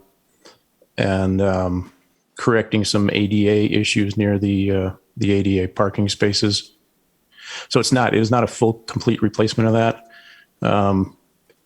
If I could share my screen, I can kind of show you the more detailed list of repairs. I guess my question is that the handicap parking spots, if I'm correct, are over closer to the salt side of that parking lot. So it would be the southwest part, correct? And so you go up a ramp and you've got to traverse the entire length of the sidewalk to go up the ramp by Max, go through that alleyway in order to get to the street. I guess I'm asking is, was there any consideration of revamping that stairwell that goes up into the salt, like alcove? Right where your little hand is. Not to make it ADA, not to make a ramp there. No, we did not look at that. So yeah, so the ADA route is still either out to Henry Street or to the ramp that goes to the kind of the alley behind Max. Okay. Because I'd like to see some sort of reconfiguration because it's really burdensome, the distance that you have to travel there from a handicapped space to actually get to the street. And so I guess I'm asking that if there's an opportunity for doing repairs, would we consider retooling that area? And I guess I also have concern about repairing sidewalks that we're allowing trucks to drive on right now.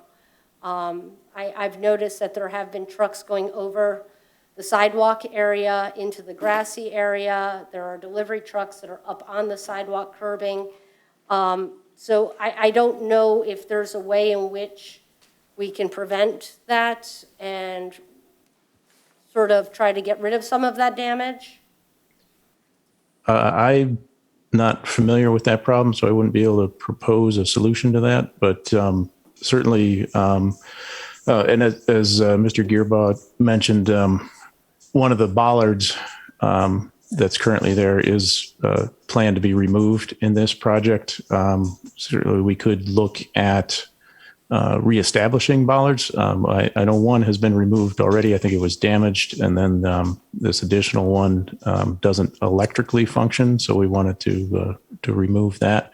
But if there's a need for vehicular access control there, we can certainly come up with a plan for that. The scope of this project was simply repair of existing concrete. The directive was not an improvement like you've suggested, which would be a great improvement, but it wasn't part of the scope of this project. So that would be a considerable change in the scope and the budget if we were going to create an additional ADA route there. Right. Okay. I mean, because it's what, 35,000 for sidewalk repairs there. We're not going to be fixing the retaining walls. It seems like a lot of money for a really quick fix. I don't want it to short side safety, but I'd like to be more thoughtful in that. If I may ask a question very quickly of staff, if the scope or specifics of this initiative were to change or modify, and we reconsidered the matter at our next meeting at September 11th, would we still be able to move forward this construction season, or would that likely push us into 2022? I mean, that would depend on the magnitude of the scope change. Okay. If you wanted to create an ADA route to the Salt Alley, that would push this project to next construction season. Okay. Thank you. Anything else, Ms. Dillon? No, that's it. Thank Okay. you. Additional questions for staff? Back to Mr. Gearbaugh very quickly. If we were just to substitute out the sidewalk project for the expansion to complete the entire parking lot here at City Hall, is that a doable thing that would not affect the bid? Could you say that again? If we just did not do at this time of the year, or at this time, not do the plaza uptown, but actually do the parking lot completely? Because I was hoping that was our intent when we budgeted for this, was to do the entire parking lot here at City Hall and not add on another item uptown. So the City Hall parking lot scope was a mill and fill of the entire parking lot. What became an issue when we got into design was that we found a number of ADA issues that were not compliant with the current regulations. So our hands are kind of tied on those issues where we have to correct those when we're doing a repaving project. And then to improve the longevity of the parking lot, we looked at some underground drainage issues and the replacement of the storm sewers. So that's why the City Hall parking lot budget got a little bit beyond what was budgeted. But in terms of dollar figures, yes, if we eliminated parking lot 2 from this contract, then we'd be within a couple $1,000s of fully funding the City Hall parking lot. Yeah, that's what I would prefer. Thank you. I mean, At this time, because Yeah. I think there are a number of things that need to be considered uptown in terms of that redesign. There are possibilities of putting additional parking in there or some other items at this time. So I think a year is okay to wait on that. And I'd rather have the entire parking lot done here while we're having it all tore up at one point. As would I, and I think by any objective measure, if you compare this area of uptown to our municipal parking lot, the municipal parking lot is in abysmal condition. Mr. Fordyce, you can correct me if I'm wrong. I believe everything is original to when this facility would have been constructed in the spring, summer of 2002. That's correct. That's when that paving was installed. So I mean, it has reached the end of its useful life. We're essentially at 20 years. So I think if we reconfigured this a bit and just focused on the municipal parking lot this construction season and then pivoted towards uptown next year, that would be prudent. Are there additional questions? Mr. Kamara-Sulak. Yes, thank you, Mayor. I'd like to basically piggyback a little bit on what Ms. Dillon said about shortening the ADA access from the parking lot to South Ann Arbor Street. It's an awful hike, or push, if you will, to go to Henry Street, and the amount of people that park there and that want to go to those restaurants and businesses. I really think we need to shorten that distance, and if we're going to work on that sidewalk repair, I must emphasize the importance of doing that and doing it now and not having to do it, in the next couple years. I think that would be really good for our citizens to really have that access. Any additional questions? Okay, we're going to vote on the motion to simply acknowledge receipt, and then the chair would be delighted to entertain a motion. In fact, I think Mr. Gearbaugh will offer one from the floor. Mayor Pro Tem Gearbaugh, excuse me. So we have a motion moved by Dillon, seconded by Kamara-Sulak to acknowledge receipt. All those in favor say aye. Aye. Opposed say nay. Ayes have it. The motion carries unanimously. Mr. Gearbaugh, would you like to offer a motion? Yeah, I'll move to approve and to authorize the, how do I say this? The contract with Asphalt Specialist substituting bid alternate 1 for the completion of the parking lot with postponement of the parking lot number 2 uptown till some future date. I don't know how you want me to say that. What would be better? There are numbers. Certainly. So perhaps we make a motion to amend the scope to include the complete scope of parking lot 1 with alternate 1, Brecken Park non-motorized pathway, and exclude parking lot 2 concrete repairs. That's what I wanted to say. That was very well articulated, City Manager O'Toole. Clerk Royal, did you catch the motion that was just expressed by City Manager O'Toole? It's going to be offered from the floor by Mayor Pro Tem Gearbaugh. Do we need a dollar figure to go with that, or? It would probably be best to enumerate that in the motion, yes. Are you with us, Clerk Royal? I am. Okay. So just give us a second. Did you get the verbiage that Colleen just articulated? Not all of it, but it is recorded, so I will. Okay, well, we're going to add a dollar amount to that in just a moment, and then we'll open it up for discussion. And of course, I'll need a second. So the dollar figure should be 310,000, correct? No. Yeah, I think it's a little higher than that. We won't need the extra 40,000 if we're. Well, no, it's 39,275 plus. Just give us a second, Clerk Royal. We're trying to come up with the number.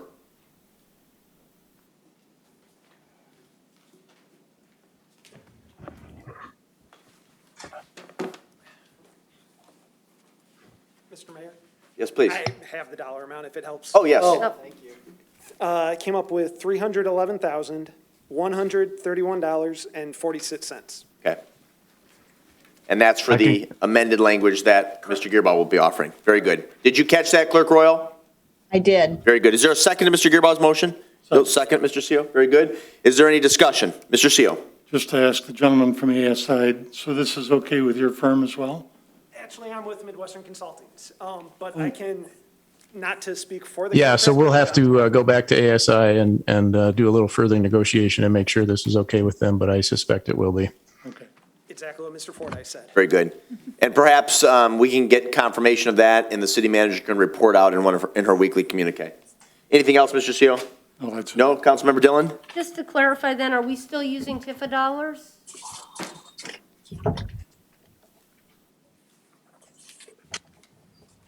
What happened there? We saw Jeff. Jeff, are you still there? May have lost him. It says the host would like to. He's muted somehow. Jeff, you with us? Apparently not. Sorry, I've lost the audio feed. Yep, we can hear you. Can you hear us? He can't hear us. Okay. He can't hear us. Do you want to address that, City Manager O'Toole? Yes, Sorry. I believe the funding allocation and sources would still remain the same, but I can confirm that in my weekly report. That would be great. I just want to see where we are with those general fund dollars. Yeah, what portion? Right. Any additional discussion on the motion? There's an amended motion offered by Mayor Pro Tem Gearboss, seconded by Councilmember Seal. All those in favor of approving, or actually it's going to be to approve and to authorize, I believe, signify by saying aye. Aye. Opposed, say nay. Ayes have it, the motion carries unanimously. We move on to new business item 21-158, award of construction engineering services for 2021 parking lots and pathways projects. This will be a motion to acknowledge receipt of the August 11, 2021 memo from City Engineer Fordyce and to award or not to award the construction engineer service contract for the 2021 parking lot and pathway project to Midwestern Consulting in the amount of $30,800 and to authorize, not authorize the city manager to sign the professional services agreement. I'll move to acknowledge receipt. Okay? I think it may be an issue. Yep. I'll second that. Okay. Simply move to acknowledge receipt by Mr. Gearbaugh. Mr. Fordyce, are you with us now? Yeah, I can hear you again. Very good. Would you like to provide some comment on, we've now moved on to new business item 21-158. Right, thank you. So as with most construction projects, especially ones involving asphalt and concrete, we do need to have inspectors and testing of those materials. Midwestern has provided this proposal, which is in line with kind of the standard rule of thumb for costs for this type of work, around 10% of the construction cost.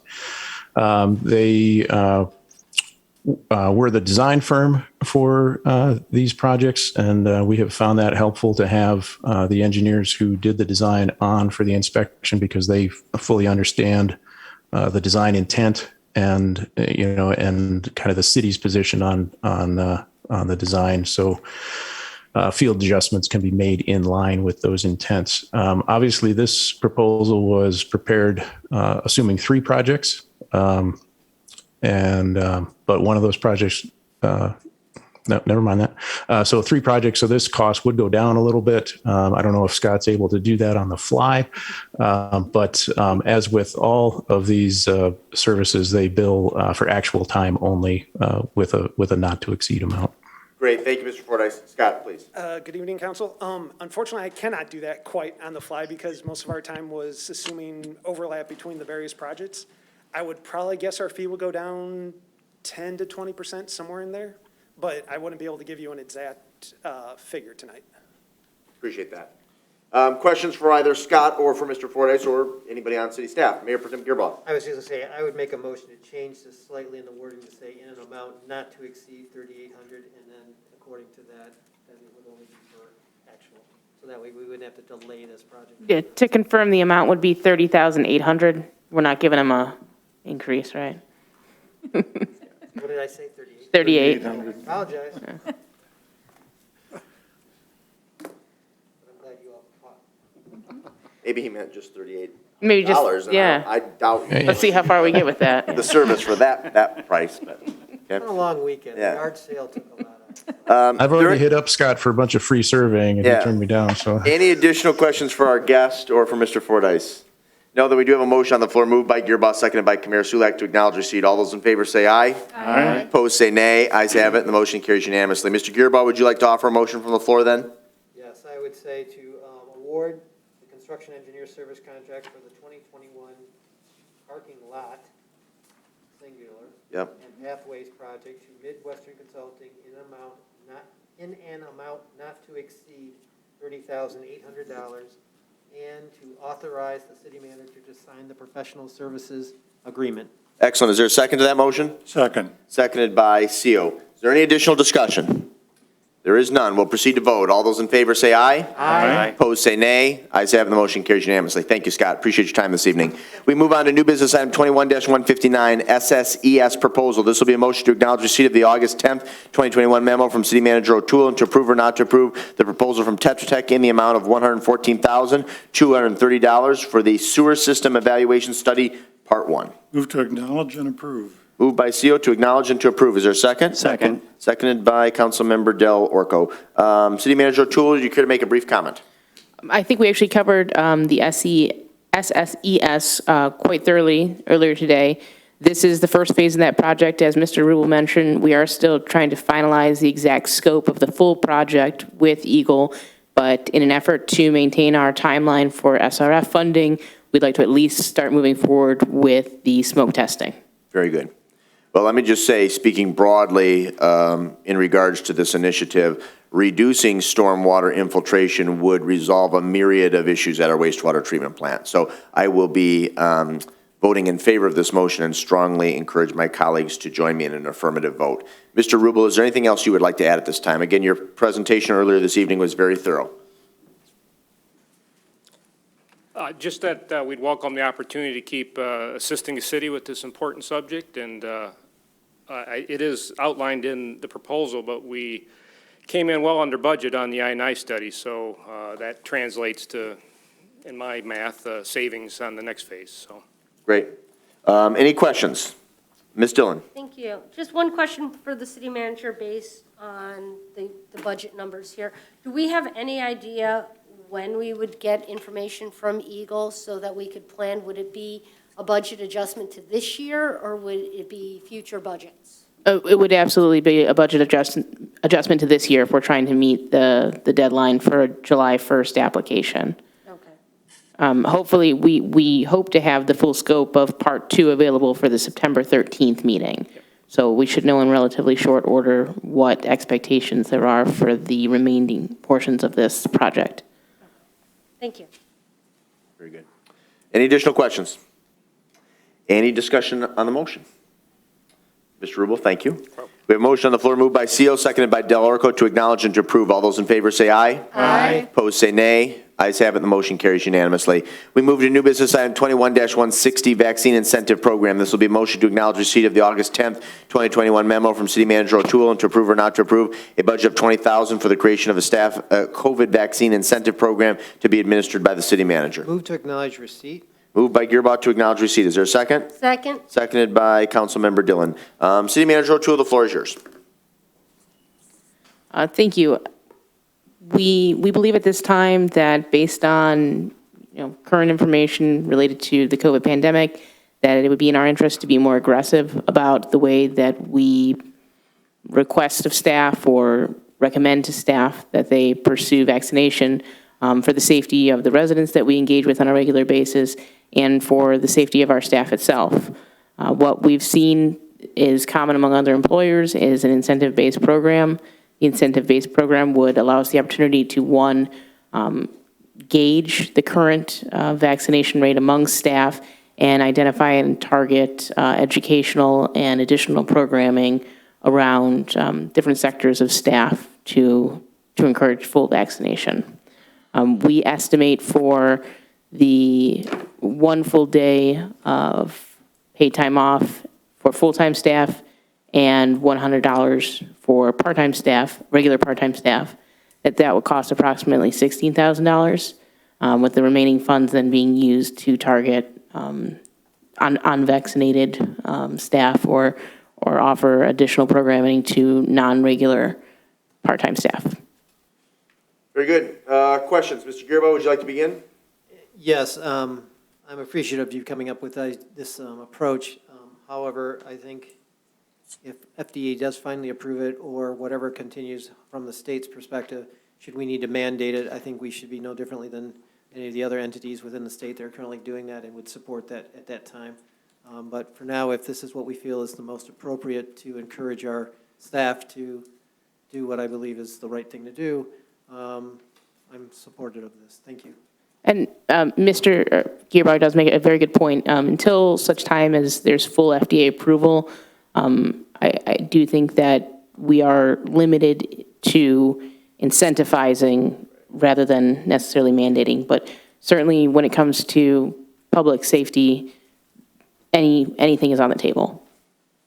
Thank you. Additional questions? I just have a quick question. Please, Mr. Dell'Orco. Do we currently have any data on vaccination rates among the employees? No. Okay, okay. Any additional questions? Right here, Mr. Oh, I'm sorry. Councilmember Dillon. Thank you. Just to clarify, in your memo, it says a day off for full-time and a $100 stipend for full-time. Thank you. I knew you'd catch that typo. It's $100 for regular part-time staff. You and Mike Green win the editor award because he also caught it. Okay.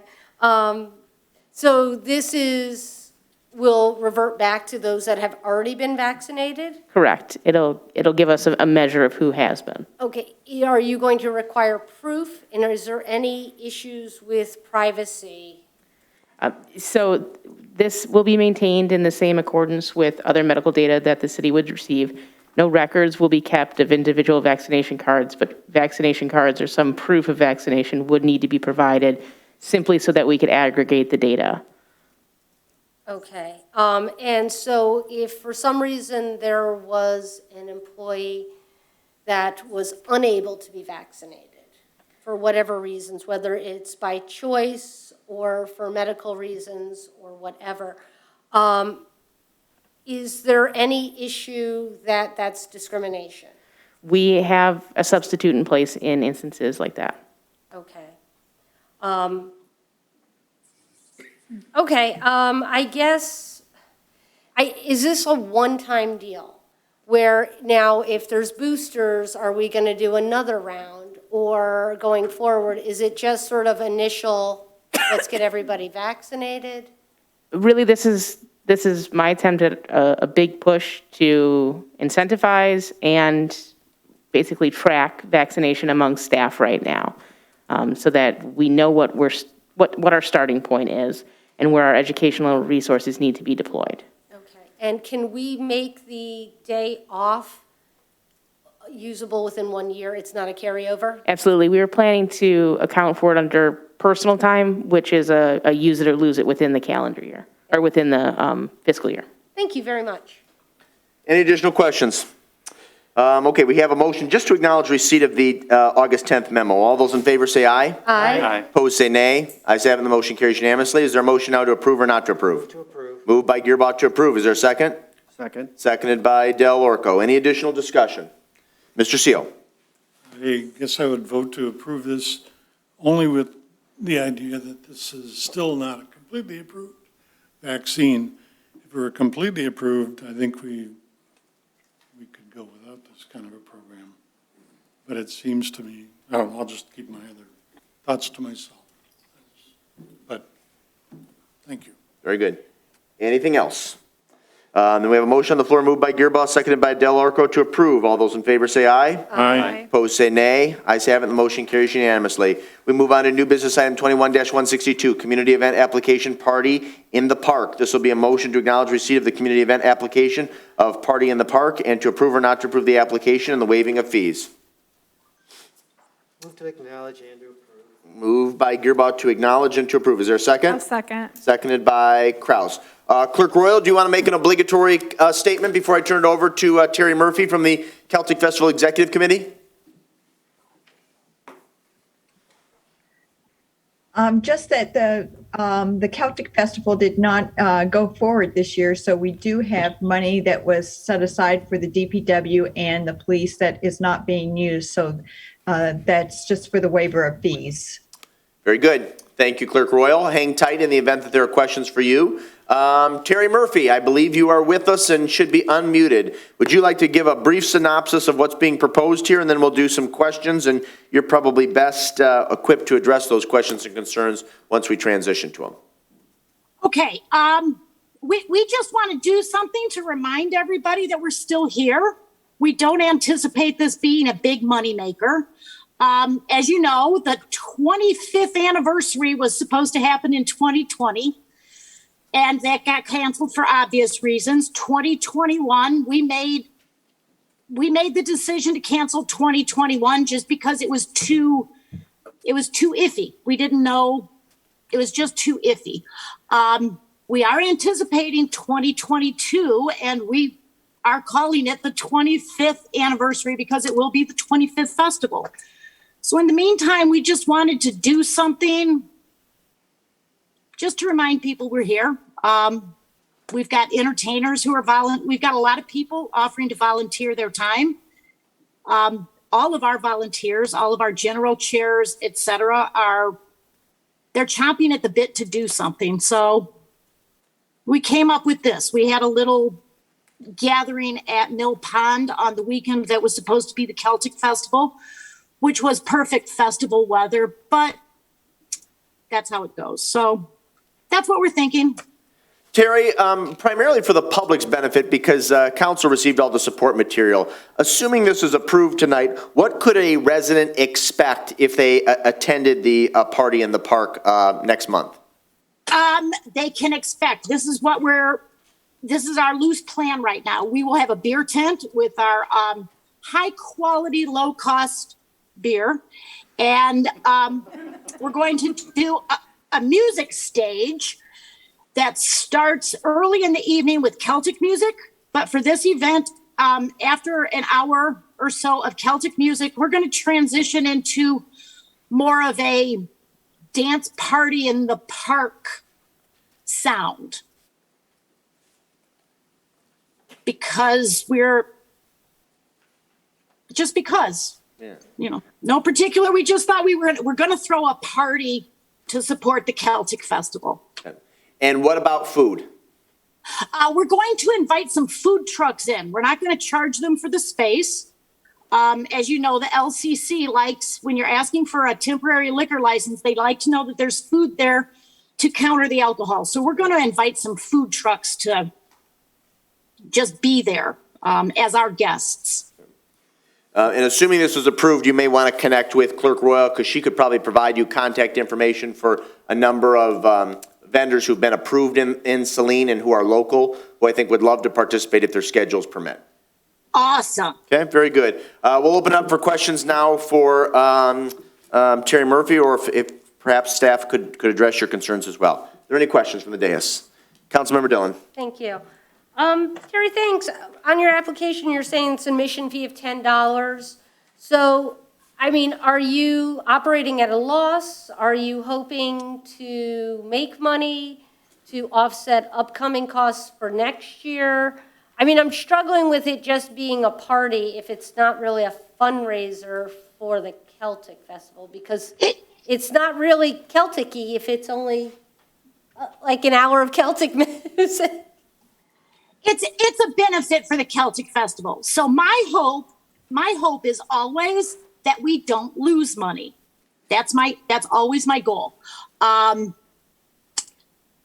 Yes, we hope to make some money for the Celtic Festival. I don't anticipate that we're going to make a lot of profit. We're going to have tent costs.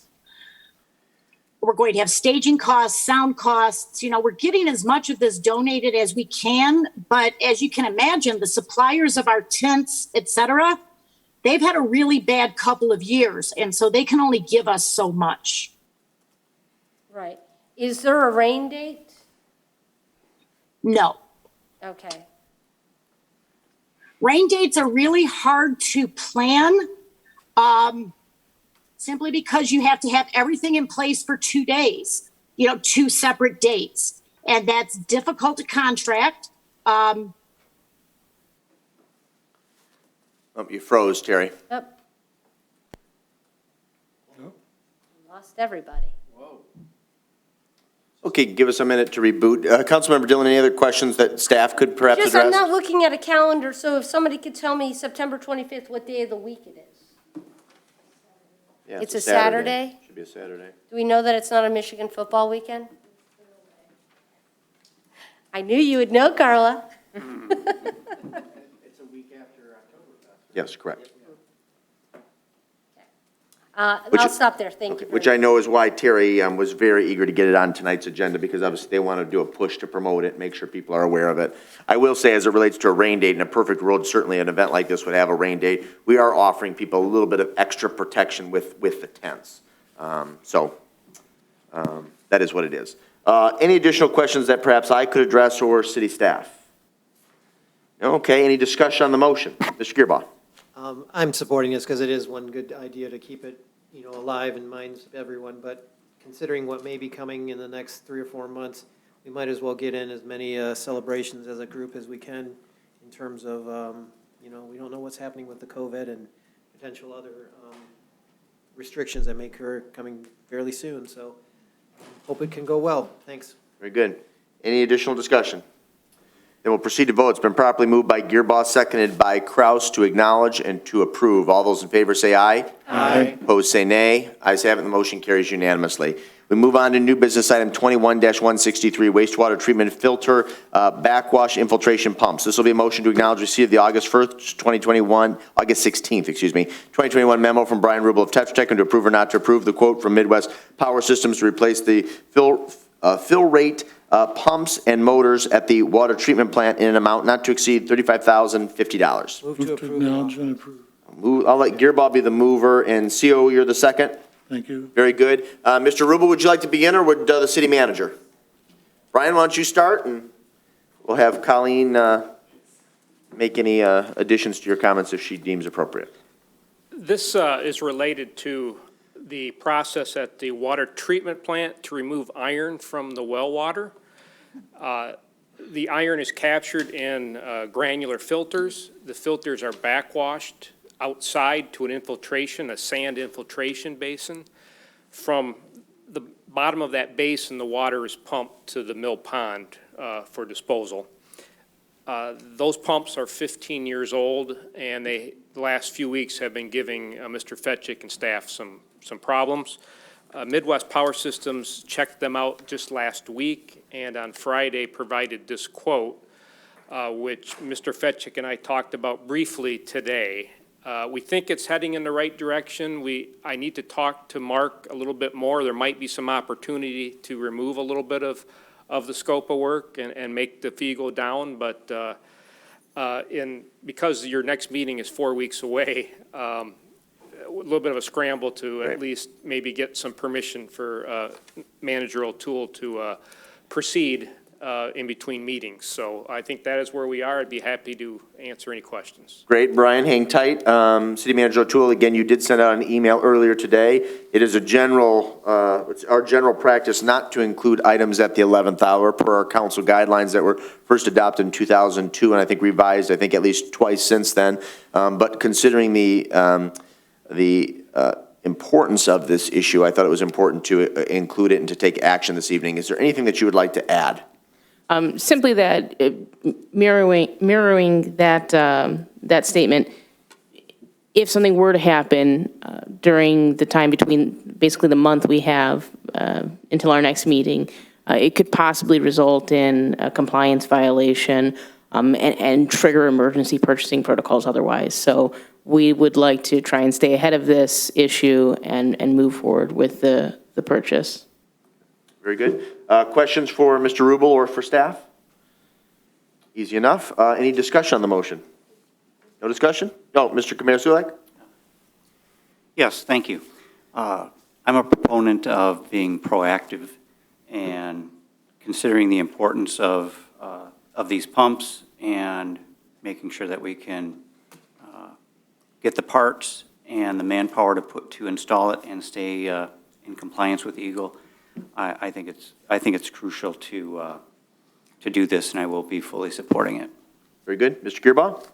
And just to clarify, when we say we may not be in compliance with Eagle, it means it's the condition of the water going into the river. It's not harmful to the environment. Or what do you want to say? Correct. It's the water's treated at that point. Right, It's just not our standard discharge point. Right. Anything else? Thank you all. City Manager, thank you. Brian, thank you for working expeditiously on this issue. We do have a motion on the floor by Mayor Pro Tem Gearboss, seconded by CO, to acknowledge and to approve. All those in favor signify by saying aye. Aye. Opposed, say nay. Ayes have it, and the motion carries unanimously. Final item, I'll be offering a motion from the floor pertaining to the GBA proposal. Perhaps the city manager can help me finesse the verbiage, but would it simply be a motion to approve a 30-day extension with GBA and Associates for Lot 20A? Yes, a 30-day extension to the existing purchase agreement. Okay, so I will offer a motion from the floor to approve a 30-day extension to the purchase agreement with GBA and Associates for Lot 28 on East Michigan Ave. I'll second that. Okay, it's been properly moved by Marl, seconded by Gearbaugh to approve a 30-day extension. As was referenced during the presentation this evening, I think 30 days provides staff and legal counsel ample time to negotiate with GBA and their associates. There are several items that I would like to see addressed in this 30-day period, many of which were discussed during our conversation with GBA and Mr. Caparisi last Wednesday. So one would be some sort of bonding or earnest money provided to the city. As Mayor Pro Tem Gearbaugh articulated, there ought to be an affordable housing set aside somewhere in the neighborhood of 5 to 10% of the units. And based on a preliminary conversation that Mayor Pro Tem Gearbaugh and I had with Assistant City Manager Green following Wednesday's Planning Commission meeting, their very preliminary site plan is probably deficient regarding parking. I don't think there is enough parking as enumerated in our ordinances. That could be achieved, but it would likely require a lot of the stormwater management infrastructure to go underground. So that's something that would need to be sorted out. Those are my three main areas of focus. I'm sure GBA will have issues to discuss as well, but I think if we could make some headway on those, this project could be viable, and I could be inclined to grant a longer extension on September the 13th. Is there any additional discussion or questions pertaining to the motion? Ms. Dillon. Can we add a date certain on that? I don't like just 30 days. If we can just add to the specific date so that it's in the record. Yep. And we're not looking back to try to calculate. Not a problem.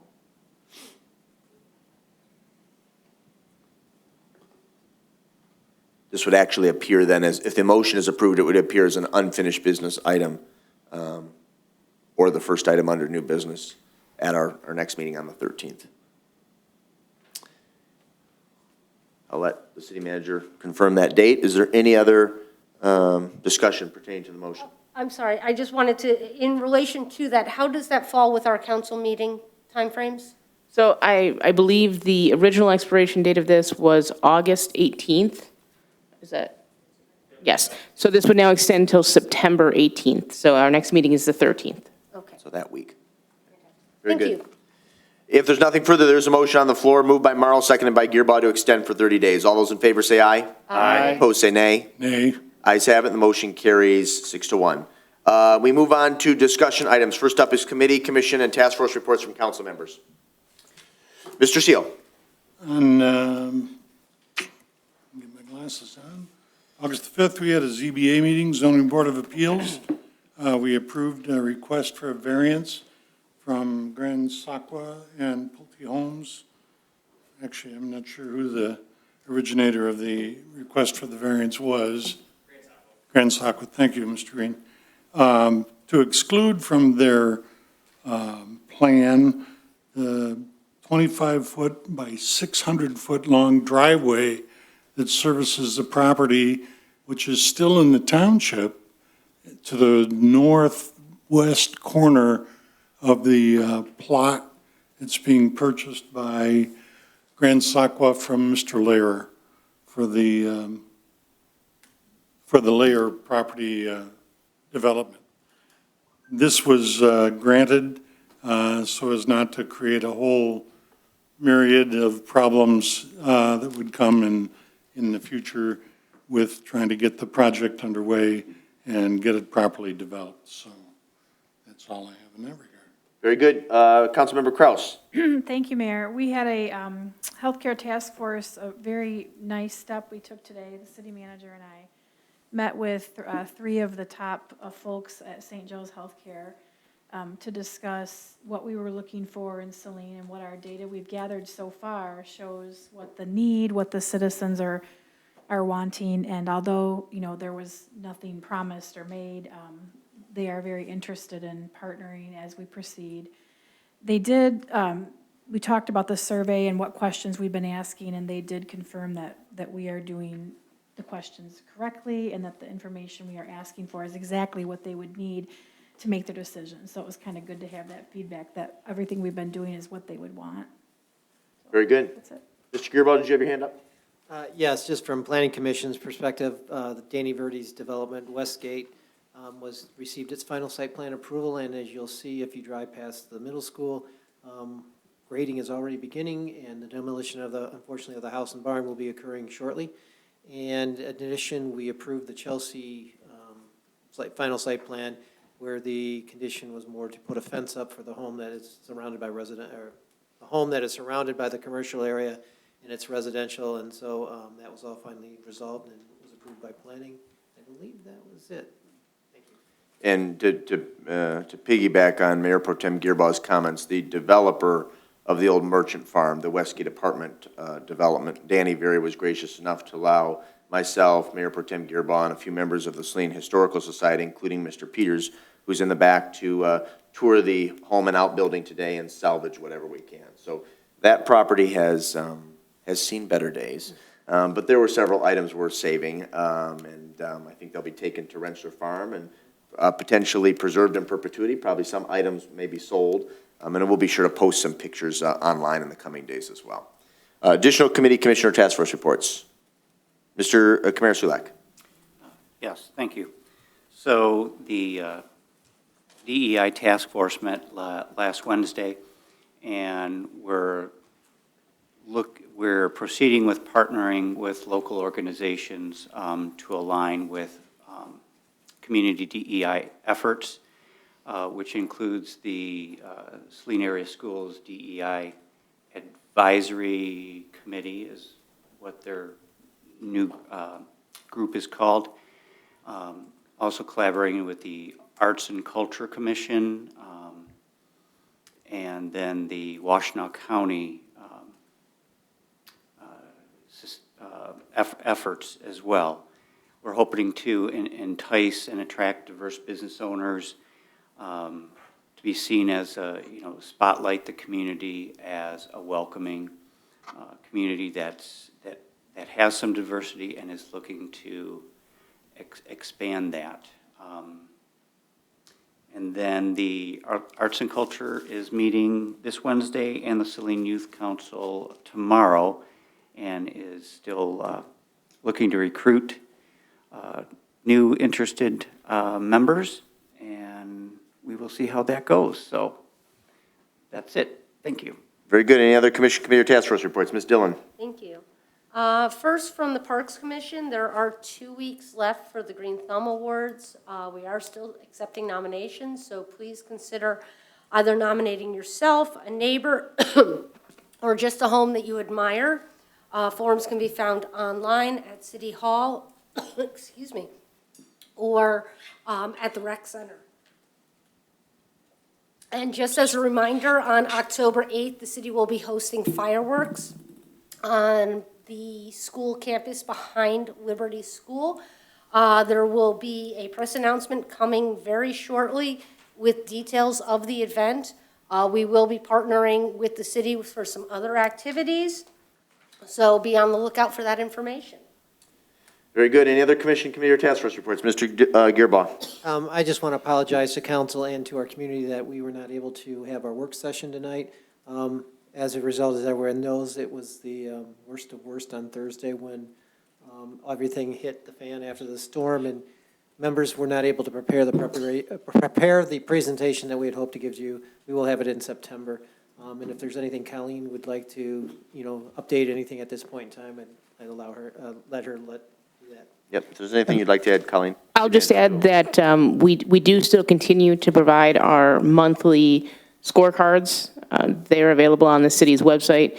We've provided that now for the wastewater treatment plant, for the entirety of the ad hoc committee's existence, and over the last 2 to 3 months, we've integrated the water treatment plant.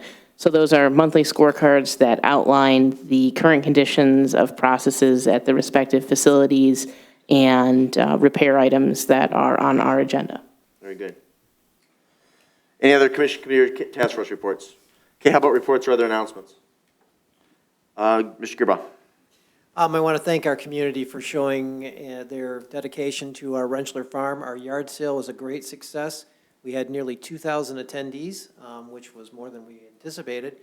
And it is one of the best events, I think, where it brings forward the support that really generates our entire operating budget for the Historical Society. And I just want to thank all the volunteers and the members that came out, our police force that helped in terms of a parking situation that we had, and DPW for having the farm mowed and prepared for us. And I think it's a great opportunity that presents ourselves to show the community what we can do when we get together. So thank you. Very good. Yes, it was a great event, and also thanks to everybody who was involved this weekend with Summerfest, whether that be the music, the food, the car show, any of the associated activities. It was a marvelous event. So well done to all of the volunteers and organizers.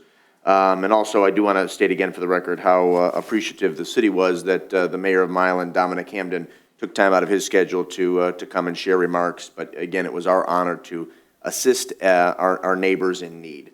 And we wish the residents and business owners in Milan the very best as they recover from last week's storm.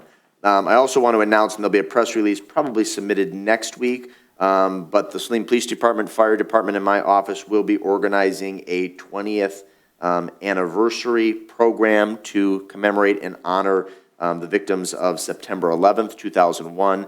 It'll be very similar to what we hosted in 2011. It will take place at the fire hall on September 11th, I believe at 11 a.m. And we hope to have several speakers, including somebody representing police, fire, as well as our veterans organizations. So again, we hope that you'll come. There'll be light refreshments served, and again, that will be on September 11th at 11 a.m.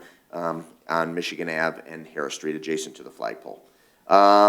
Waste management. I added this issue, and I mentioned it to Colleen, and I just want to state this for the record publicly, and perhaps staff could report back at a later date, but I've had multiple, my office has received multiple complaints in the last month from a diverse array of residents regarding really abysmal experiences they've had with the customer service division of waste management, specific to large bulk items needing to be picked up that were not picked up at the designated time, and then when they called, they're on hold for protracted periods of time, in several cases more than an hour, which in my judgment is not acceptable. And interestingly enough, when we renewed the waste management contract, I emphasized this point that I expected customer service to improve, and based on some anecdotal observations and emails that I've received, it has not. So if we can get some clarification on, first of all, I don't think it's acceptable to have a resident or business owner wait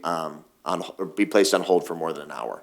I think that if somebody's not available, then you transfer them to somebody's voicemail, and somebody would get back in touch with them as quickly as possible.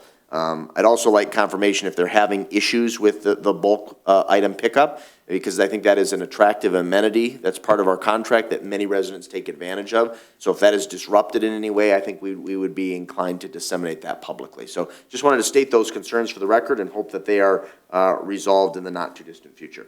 Let's transition now to downtown traffic island. Mr. Searles, Director Searles.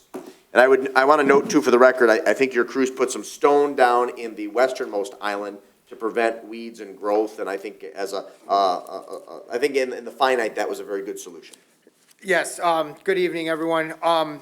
Initially, we were looking at a contractor doing the planting for us that was going to give us a rendering that we could send to MDOT for their approval, being that it's their road. That just got stalled out. I think they got overwhelmed with work themselves. In the meantime, it was looking pretty awful, and we've actually went out there and weeded it a couple times already. So we put the fabric and the stone down with the intent to come back with an approved set of plants, perennials, that are going to be resistant to salt, drought, be low maintenance because it's not irrigated. So that bought us some time. We'll get the plant secured, the approval secured, and then we'll just move the stone, cut the fabric, plant the perennials. And then going forward, we should have really low maintenance there. And are you thinking you would do that later this season or likely in the spring of? This season. This season, okay. Yep, this season.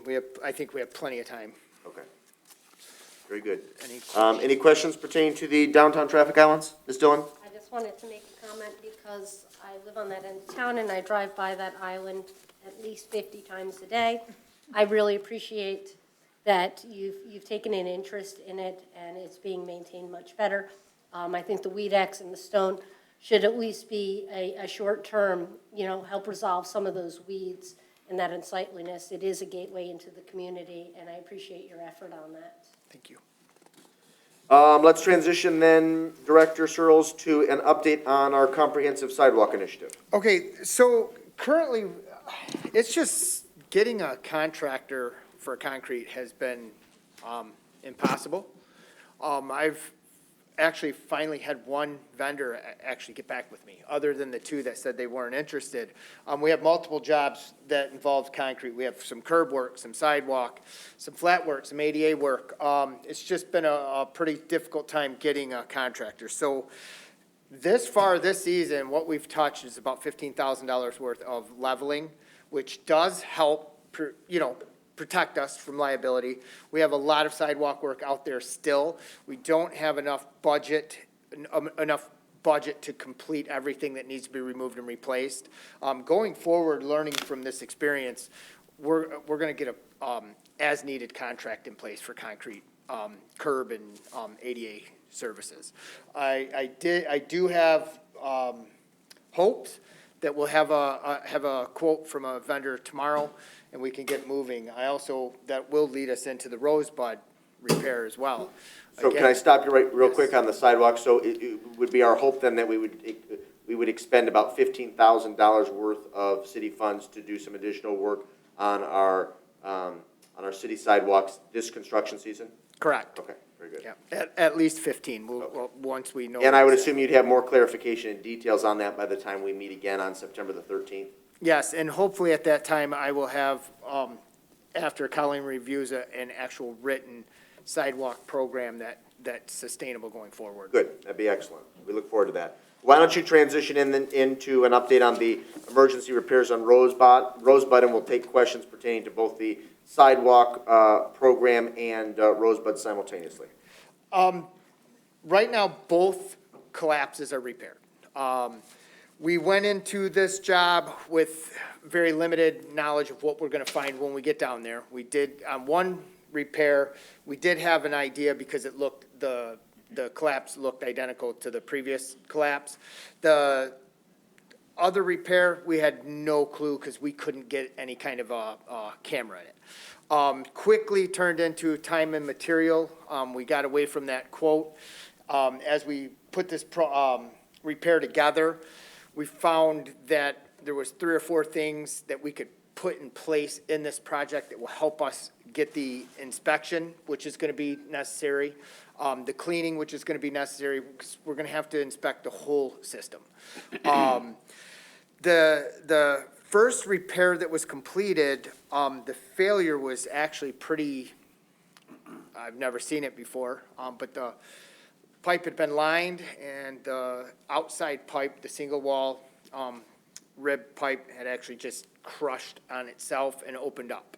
And that's where all the material was going, following through the exterior pipe and then coming into the liner, which was still in great shape. We made that repair. There was some problems with that one in that initially setting up the dewatering system.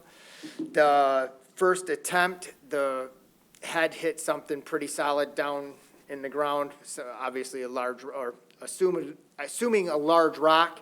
It actually broke the linkage. They had to pull that shaft out, the linkages, the rods, everything had to come out, and they had to start over. That head was left in the ground. Initially, I was hoping we'd go and pull that out, but at 17 feet deep, we know how big the hole was out in the road to make the repair. Moving 17 feet deep would put us within a few feet of the private home and all the way on private property. The head was left in place, $20,000 head. But it's solid steel. There's no risk of it taking material or causing future problems. Another problem, they did damage a tree. We don't know for sure if it's gonna die, but the vendor is going to give us a credit for a tree regardless, just in case. I learned today that I did not make a friend on this job. One of our residents was very disappointed in the lack of communication. If I could start this project over, I would have probably asked to have a town hall meeting with the residents that are really close to there so that I could really express to them how liquid this repair was going to be. It was very deep, very complicated, and very unknown. And so we were going to make decisions. We had to make decisions on the fly. We were going on time and material. I could not have the contractor sitting there with 3 to 5 pieces of equipment every day idle while we talked about it and conveyed the message. I would have loved to do a better job of that and to see, learn from the experience. That would have been a good one to have a good town hall. And I think the residents put up with a lot of construction. It was big and loud and it was ongoing. And we do genuinely appreciate their patience and understanding throughout the process. Yes. Also proud of staff for working expeditiously with the contractor to get the repairs done. So obviously, that's in their best interest as well. Yes. So, very good. Are there questions for our DPW director pertaining to the sidewalk initiative or the emergency repairs on Rosebud? Ms. Dillon. Thank you. My questions are on the sidewalk program, please. At some point, would you be able to provide a map of the city of which sidewalks, what areas? At one point, we were talking quadrants, and it was very unclear as to where we were in that process, and there were some that we had to go back to. So I think it would be helpful to me to see a more complete approach to this as to what we've done. The other thing that I've noticed is that a lot of the sidewalks that had been previously ground down are now raised up, and I believe we did have like a lifetime warranty on that. I don't know that residents understand that. I don't know that they understand that they can contact, like what that process would be.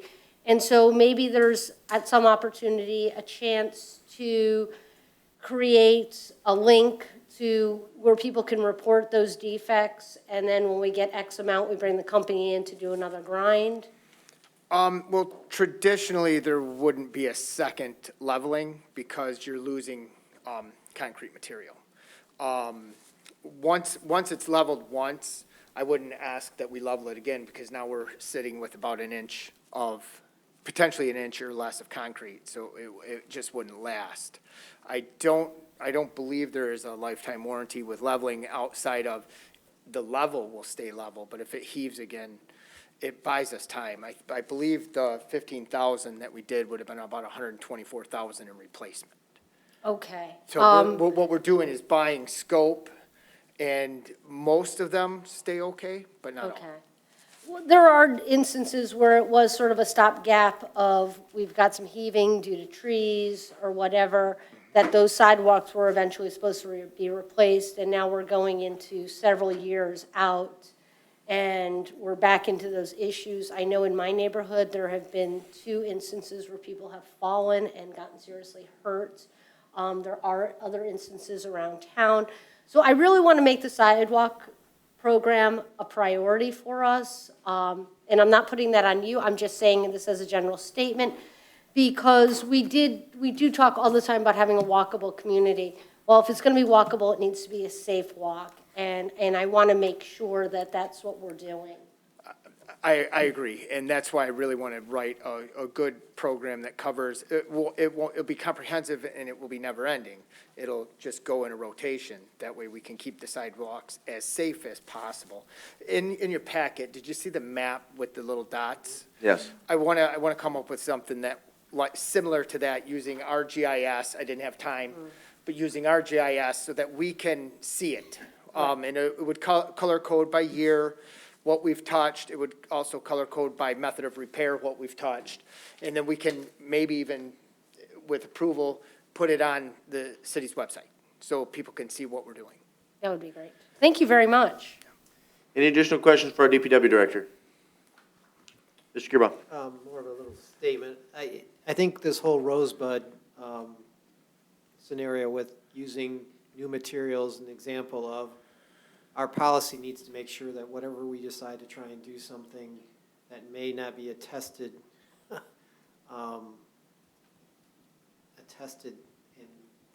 approved type of material gets reviewed and reviewed and reviewed.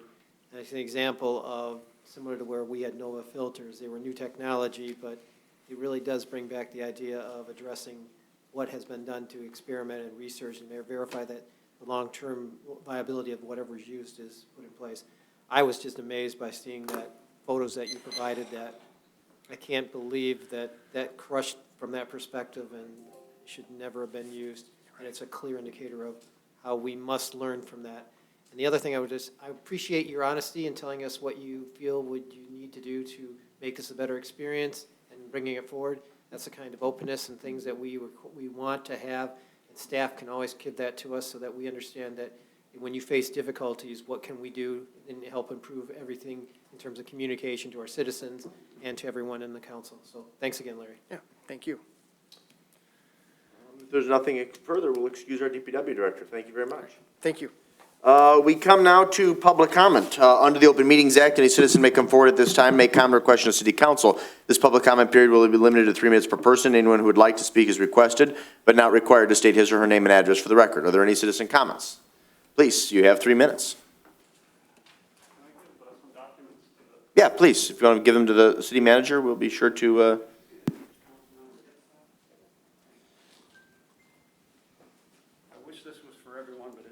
Simply Just a prop? It's a prop. Although after a meeting like this, I'm sure you could all enjoy one. Hi, I'm Ron Schofield. Again, I'm one of the owners at Salt Springs Brewery.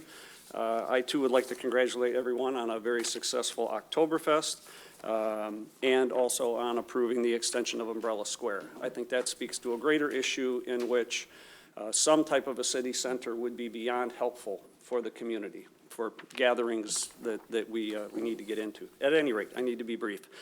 I am disappointed in council's rejection of the social district, and after witnessing, sorry, I got to collect my thoughts. After witnessing the events at the Summerfest, my letter compares and contrasts your fears, which are unfounded about the social district, and what actually happened across the street.